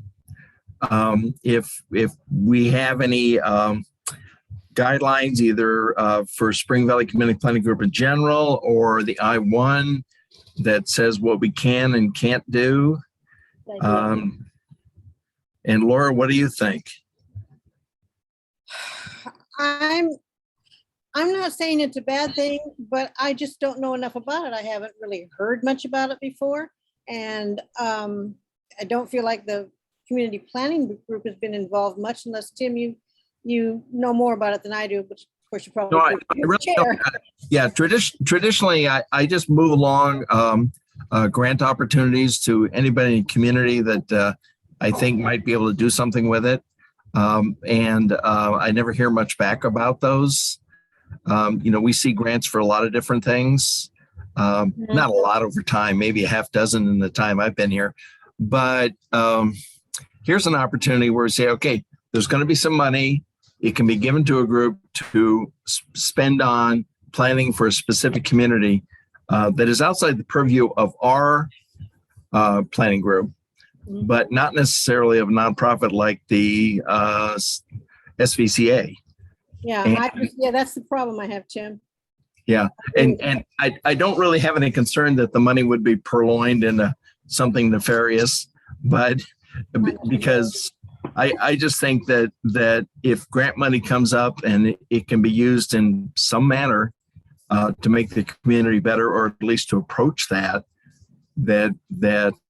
I would write a letter and submit it to you folks for approval or not for approval. And I'm not going to tell you how I feel about it. I just wrote the letter so that you could all see it. Okay. Okay, this is Jim Cousteau. It seems, obviously we've had groups come to us before where they're looking for our support for something they're trying to accomplish. I'm kind of with Laura on this. We don't know really much about it. Maybe we should do a more generic approach on the letter rather than mentioning the Alliance, and directly suggest that we, as a group, we support any measure that would increase grant funding to our community, and maybe keep it more generic. That's just a thought. That way we don't get into the politics of what may be going on in another group, but we show that we have support for grant funding directed towards our community to help with these issues that are addressed in this, currently addressed in this grant. Obviously I haven't seen the grant. We haven't really seen the grant or read about it to determine exactly what the scope of it is. So we're a little bit shooting in the dark in that regard. Yeah, some of that seems a little bit off to me, though, Jim, is to support any kind of improvement, because one person's improvement is another person's blight creation. So yeah, I think we need to know a little bit more about this new organization. I mean, the Spring Valley Community Alliance has just done some wonderful work in my neighborhood, and I see them out there whenever I'm going to get my bread on Sunday morning, and they're out there, picking up trash, and I don't see any other people doing that. And it seems like Mr. Brolio, he's on both the Alliance and the CS 128, I believe. So he seems to have some credentials to me, but I just don't know the extent of what this whole plan is and who's going to handle the money, and does it go to the county coffers and then we take some out, because you'll always lose money that way. It's been my experience. So I just think we need to get a little more information. That's all. I'm not saying it's bad or not. And Heaven, thank you so much for your input. I've been reading your chats and I can't answer you, but great work. Thank you. Julian. Tim's muted again. That's all I got. Hey, Tim, you're muted. Yep. I am? Tim Snyder, you are muted. On just a moment. Yeah, if I just looked at the letter, and if I water it down, so we say, we just generally, as the planning group, we support any kind of funding, in a grant format that would lend itself towards the improvement of our community. I don't think it would really have any value, or it would have so much of a muted value that it really wouldn't bother to have the letter. I mean, what we're doing is we're trying to get the money directed to somebody who's actually done the grant application. And I don't know of any other groups that have done a grant application of this grant for our community. If there was somebody else that was in competition, yeah, then maybe we should have lively discussion, but I'm not hearing that. That's a good point, Tim. I support your take on that. It seems as though I'm guessing this is a competitive grant and funds will go to be divvied up to those that apply based on the merits of the grant application. And I'm like you, I have no idea if there's a competing group in our community that's applying for this grant. This is a statewide, and there's only 4 that will be offered. Oh, I see. Oh, I see. So it's a long shot at best to get the funding, it almost sounds like. Yeah, and the county is going to be mainly running the grant. They're going to be handling the money. It's the planning group's purpose is to get community outreach and to bring the community together to areas to meet and talk about what the grant is going to improve. And there's going to be other factors like the San Diego Youth Services, the Spring Valley Chamber of Commerce is going to come in and bring businesses. We're bringing different partners to the table across Spring Valley to get the whole community as a whole collective in together. If we win this grant, that's what the money is going to be used for. For the accessibility, you know, we'll have the money to be able to do video conferencing if we want to have hybrid meetings for people who can't make it in person and stuff like that. It's just the planning. Once the planning has gone, then it moves to an actual implementation grant, which can be a lot of money that can be brought into Spring Valley. Or not, depending on whether they grant the implementation grant, right? How much funding is in this first grant? Yeah, you don't know. So 300,000 is the first grant, and it's going to be divided up between, there's going to be a land grant, a community land grant looked to build affordable housing. Then there's going to be the Bikes to Pueblo is going to do a bike audit on the first and last mile transportation for non-motorized. This Spring Valley Chamber of Commerce for being businesses, the San Diego Youth Services and Brandcroft Center for Sustainability will look towards job training for green jobs. And I think that's about it. It's just to bring, you know, to bring Spring Valley, to rise up Spring Valley and make it great. So it sounds like a lot of these topics are current county programs too. They are, and since we were labeled an environmental justice area just recently, that's what made us eligible for this grant. And the county saw the work we've been doing in the community and decided to co-write this grant with us. They have to have somebody to write it with. And so they chose us, and we've been working with them diligently to bring on other partners like the ones I just mentioned. And yeah, I mean, we're doing this in the best effort for the Spring Valley community. Okay, Tiffany, you've had your hand up for a while. Yes, can you all hear me? No, there was issues earlier. Okay, perfect. So I try to take conservative approaches, especially being newer on the board. This to me looks like something that, while it sounds great on the surface and may be very great for Spring Valley, I don't know enough. I don't know enough about the grant. I would want to painstakingly read over the grant application itself, which seems beyond our scope. Additionally, I feel like this sets a precedent of any nonprofit, any group can come to us to approve something that they can phrase as benefiting Spring Valley, when, as mentioned, one person's improvement is another person's, you know, deconstruction or whatever it may be.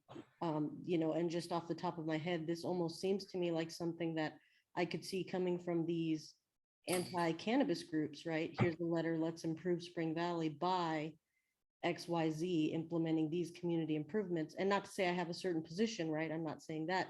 I'm just saying you're opening that door for that being a scope of what we do on this group. And I think that, you know, we already have enough trouble with the few things that are within our purview and expressing our voice there. So we should really focus that. I just don't think it's enough. And the way this is written, I don't think that I would approve of it.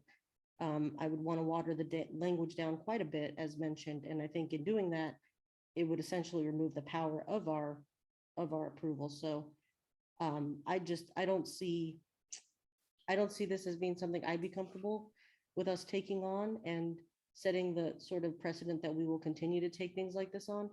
We do have a county that has programs and things that are being worked on, right? And they can get funding from the state. This is great. This is an opportunity, but I don't think we know enough to take that position. And then it does concern me a little bit, just because I've served on multiple boards of things at a time, that we keep our different hats on in different spaces. It's great to reach out to your different resources, but we get a little blurry when we bring our personal project into our elected or appointed roles. And that is something we really need to be careful with as well. Any conflict of interest in terms of that. That's it. You have the public to report to. You're absolutely right, Tiffany.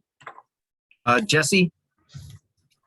Yes, I just wanted to ask, I noticed there's some representation from the county or there's some people who work for the county. I don't know if they're able to speak about this or not.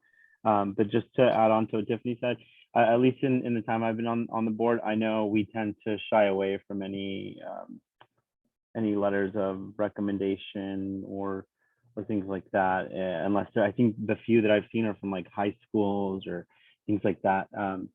But the organization SVCA has done a lot of great work, like everyone said, but I just wanted to share that context. But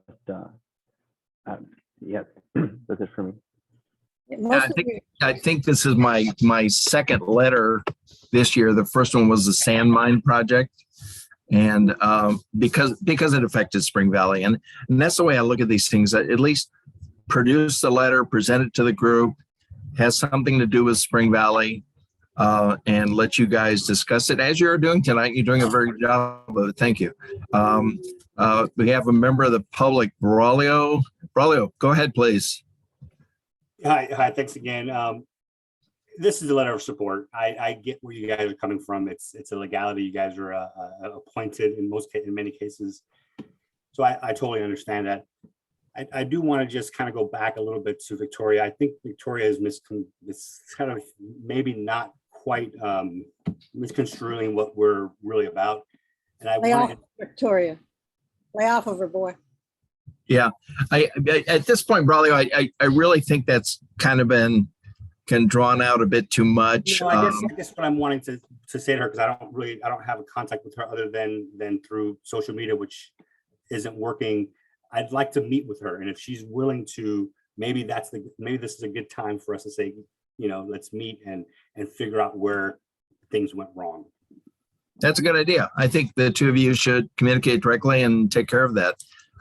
Is there anybody else before we vote yay or nay on this letter? Can I just pull it?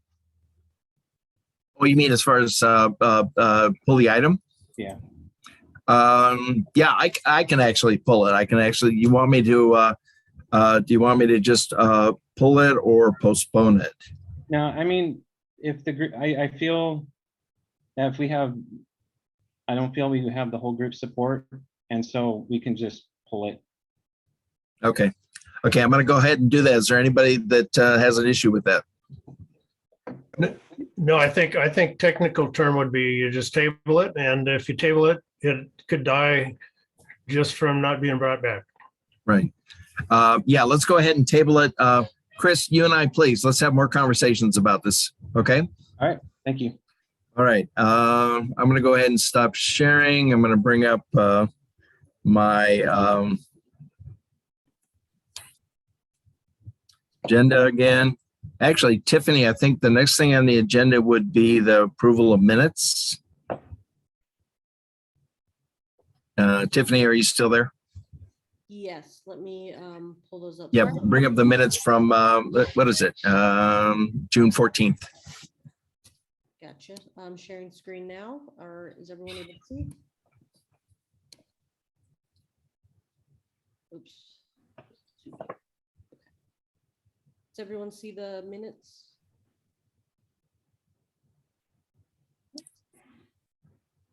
Anybody have any questions about the minutes from the last meeting? None, let's hear a motion. Anybody? To approve. Again. Okay, Bob. I don't have to read it twice. You did a good job on it. Bob made the motion, and John, did you second? Somebody did, but wasn't me. Scott. It was me. Scott. Oh, Scott, yeah, okay, that's it. The other John. Okay. Don't start. Go ahead, Tiffany, if you would, and let's go down the roll and vote on this one. All right, perfect. I vote yes. Laura, Oh, yes. Forgot where we were for a moment. Sorry. We're not on the letter. Jesse, Yes. Chris Pierce, Yes. Roger, Yes. John, Yes. Now, Roger, hold on for a second. Roger, were you at the last meeting? I was not. He can Okay, still you're gonna- vote. He can still vote. You can still vote. There's no restriction. There's no Okay, restriction. He can thank still you. vote. I just wanted to advise him of that. Yeah. Okay. Okay, he's a yes. Scott Harris, Yes. Scott Schaefer, Yes. Rod, Yes. Chris Pearson, Now, he was on the East Coast and it was getting kind of late, so I think he signed off. And he said because he wasn't here last time that he was going to abstain. perfect. He can't vote. Yeah, I just Yeah, have. okay, can't vote at all then. Okay. Just have him as absent then. No proxies. Okay. Jim, Yes. Victoria, Yes. Ed, Yes. Bob, Yes. and Tim. Yes. Okay, so that motion carries 14 in favor, 1 absent, and that's it. No abstentions, no vacancies. Okay, so that's the approval of minimums. Item F, any announcements from anybody? Doesn't look like we have any reports. I did have one thing. When I was working with Crown Castle on the cell phone tower at the church last meeting. Yep. I actually asked her about a box that was a cable box in the ground that was fiber that Cox Cable denied was theirs. It was busted open, one of those 3.5 by 2 like manhole boxes, busted on the sidewalk, tripping hazard for like months. Couldn't get Cox to do anything. She got Crown Council out there the next day to repair it, and now it's safe for the neighborhood. So Cool. Thank you for doing that. Anyone else? Any other announcements? Yes, so we're gonna start having composting classes at the teen center. It's not through, I guess it's not through the teen center. I know this because I'm gonna start working there. But it should be within the next 2 weeks. But it'll be for teens and whatever public, and then those are gonna take place at the teen center in Prospect Eldica Park. Thank you. Any other comments? I don't see any. Victoria, do you see any or announcements? No, I don't see any hand raised. Okay. Reports. Let's start with the chair. Yeah, registrar of voters is going to be where it's at as far as everybody with an even seat. I think we already established the dates for that. And I think it's July 18th to August 12th. Best thing to do, go to the registrar of voters, go on up there at Overland Drive to their main counter. They'll give you the forms. I talked to them today. They didn't even make it sound like you need to bring an ID. Hey, if you got there, you have your ID with you, right? Unless you took the bus. So, you know, yeah. So you'll just sit down there, do the forms. I think there's 2 or 3 of them. Doesn't cost you anything unless you want to make a candidate statement. I think we all understand that. Jim and Laura and the rest of you veterans, tell me if I'm wrong, but has it ever gotten to the point where it was one more candidate that was the slate on? Not during my time. I've been on since 14. I know John and Ed and Laura have been on much longer.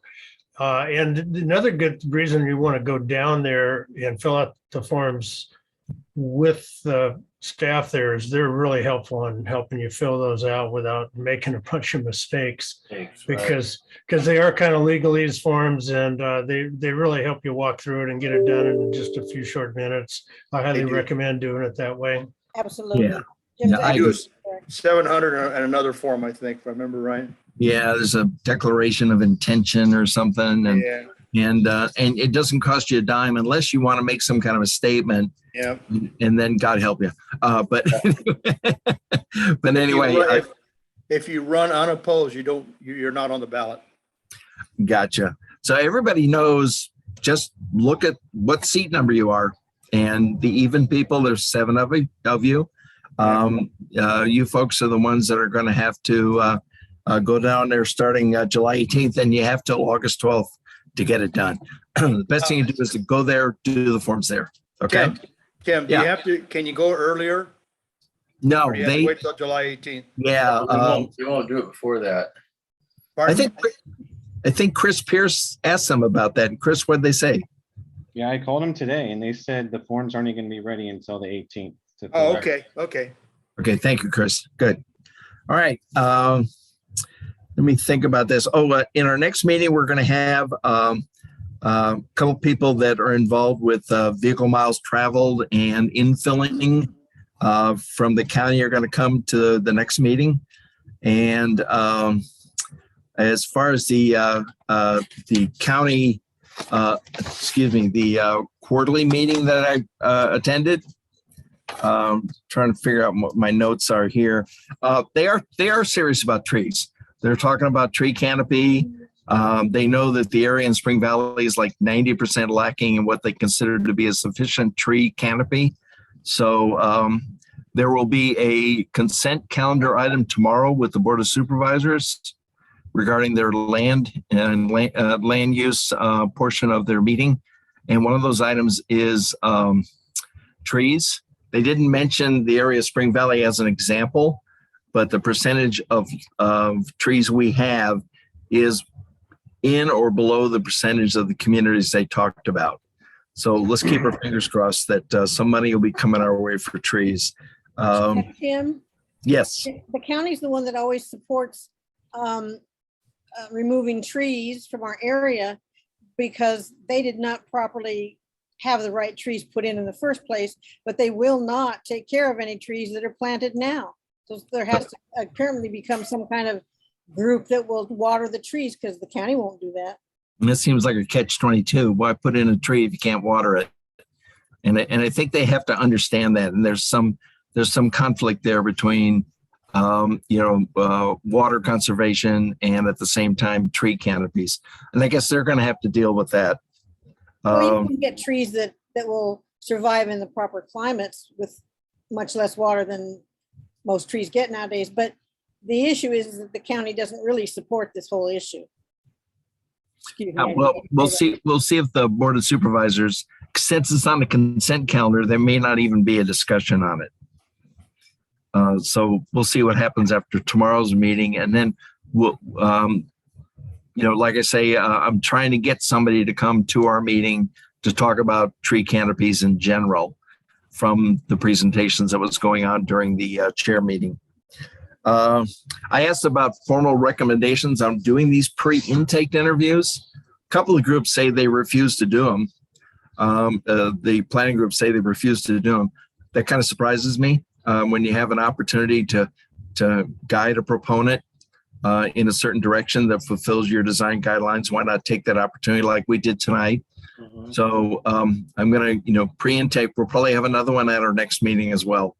So I think we should keep doing them as long as they understand fully that it is not a approval of their project, but merely our input towards getting them in the right direction.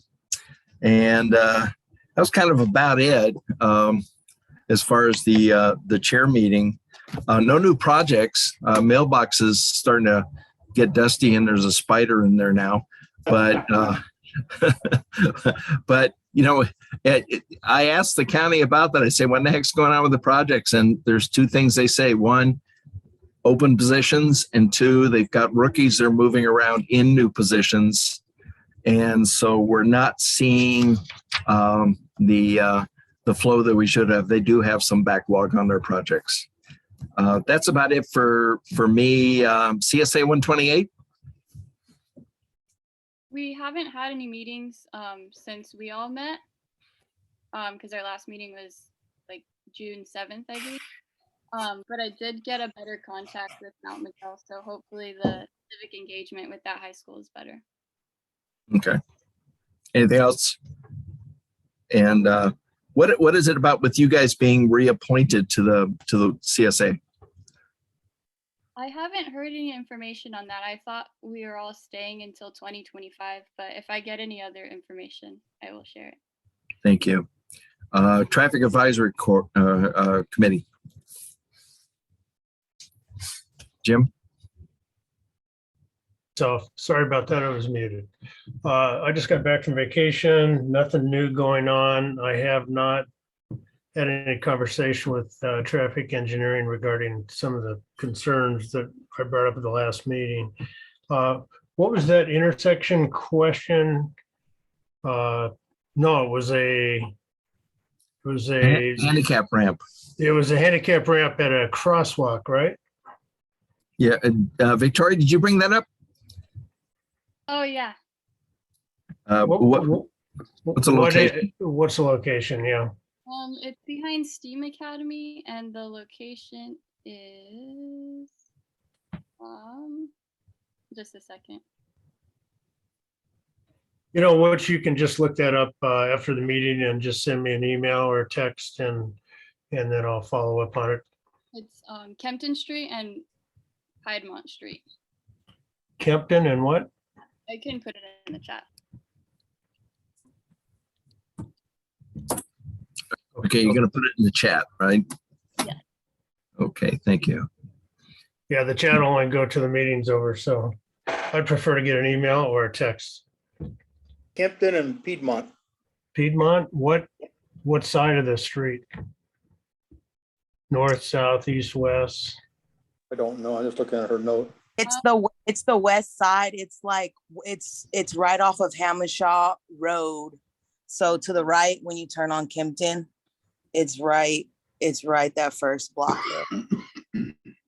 Okay, I'd probably have to go to the intersection and take a look at it and then go from there, take a couple of pictures and then send it over to traffic engineering, see if they can do something for us.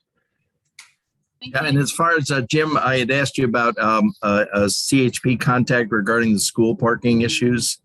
Oh, right, yeah, and I'm right as you asked me that, I got on an airplane and left town. It's quite all right. It's quite all right. Yeah, I'll get that to you tomorrow. Sorry. I appreciate that. Highway cleanup, John. I haven't got the encroachment letters yet from Caltrans, so unable to call a cleanup until I get the encroachment letters. Okay. That encroachment letters allows us to be adjacent to the roadway. Okay. Thank you. As far as assigning new projects, there aren't any. I'm working down a list of contacts to come and speak with us, and actually I have a couple already lined up for the July 12th meeting. Plus, we're going to do another pre-intake. We're going to have actually code compliance.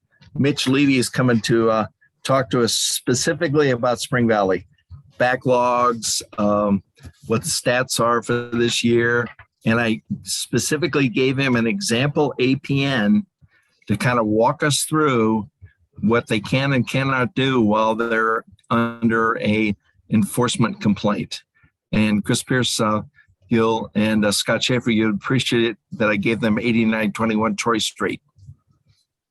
8921 Troy Street. Yeah, that's that guy. That's that property that's cut in half by the creek channel. Oh, yeah. Okay. Yeah. So kind of give them an opportunity to look at that and tell me if I was right or wrong, or if we were right or wrong as far as trying to figure out why that guy can do anything at all until the code enforcement complaints are taken care of. All right. Anything else good for the cause? Tim, I have a question. I got one item. This is John. I got one item. We tabled that. What was that item there we tabled? The letter? Yeah, the letter. I think everybody should look up that California Strategic Growth Council and the Transformative Climate Communities Program and see exactly what they're about. I mean, I haven't had a chance to go online yet to check them out, but I think that would be a good opportunity for all of us to take a look at it and see what their goals are. And have the Community Alliance give us a full presentation on themselves and what the grant process is and what they're going for. Yeah, exactly. Yeah, well, I'll reach out outside of this meeting to their president and vice president, who happens to have his hand up right now. So, so I'll reach out to the group and ask them if they care to do that. Chris, you got your hand up. Chris Pierce. Yeah, I did drop a link in the comments, or you can just go to the svca.org and just do a search for TCC, and it'll pop up and it'll get you to the websites you need to check out. Okay. And the other thing is, I had suggested getting MTS. Have you been able to get in contact with them at all? I have initially, but they haven't gotten back to me with who would do the presentation. I told them it's about routes, bus stops, some of the particulars in Spring Valley in general. Okay. So yeah, I did reach out and got, what is her name again? I'm trying to remember. But Julie Tour or something like that. Yeah, and actually she's got other people that she's going to get involved with it from MTS. But I got good activity on all the suggestions you made, Chris. Thank you. All right, thanks. Bye. Cool. All right, anything else for the cause, or are we done, people? You done? All right, good. So the next meeting, July 12th, and I'll see you all then, and have a good evening. Take care, guys. Right. All right, goodbye. Good night, Goodbye, everyone. Bye. everyone.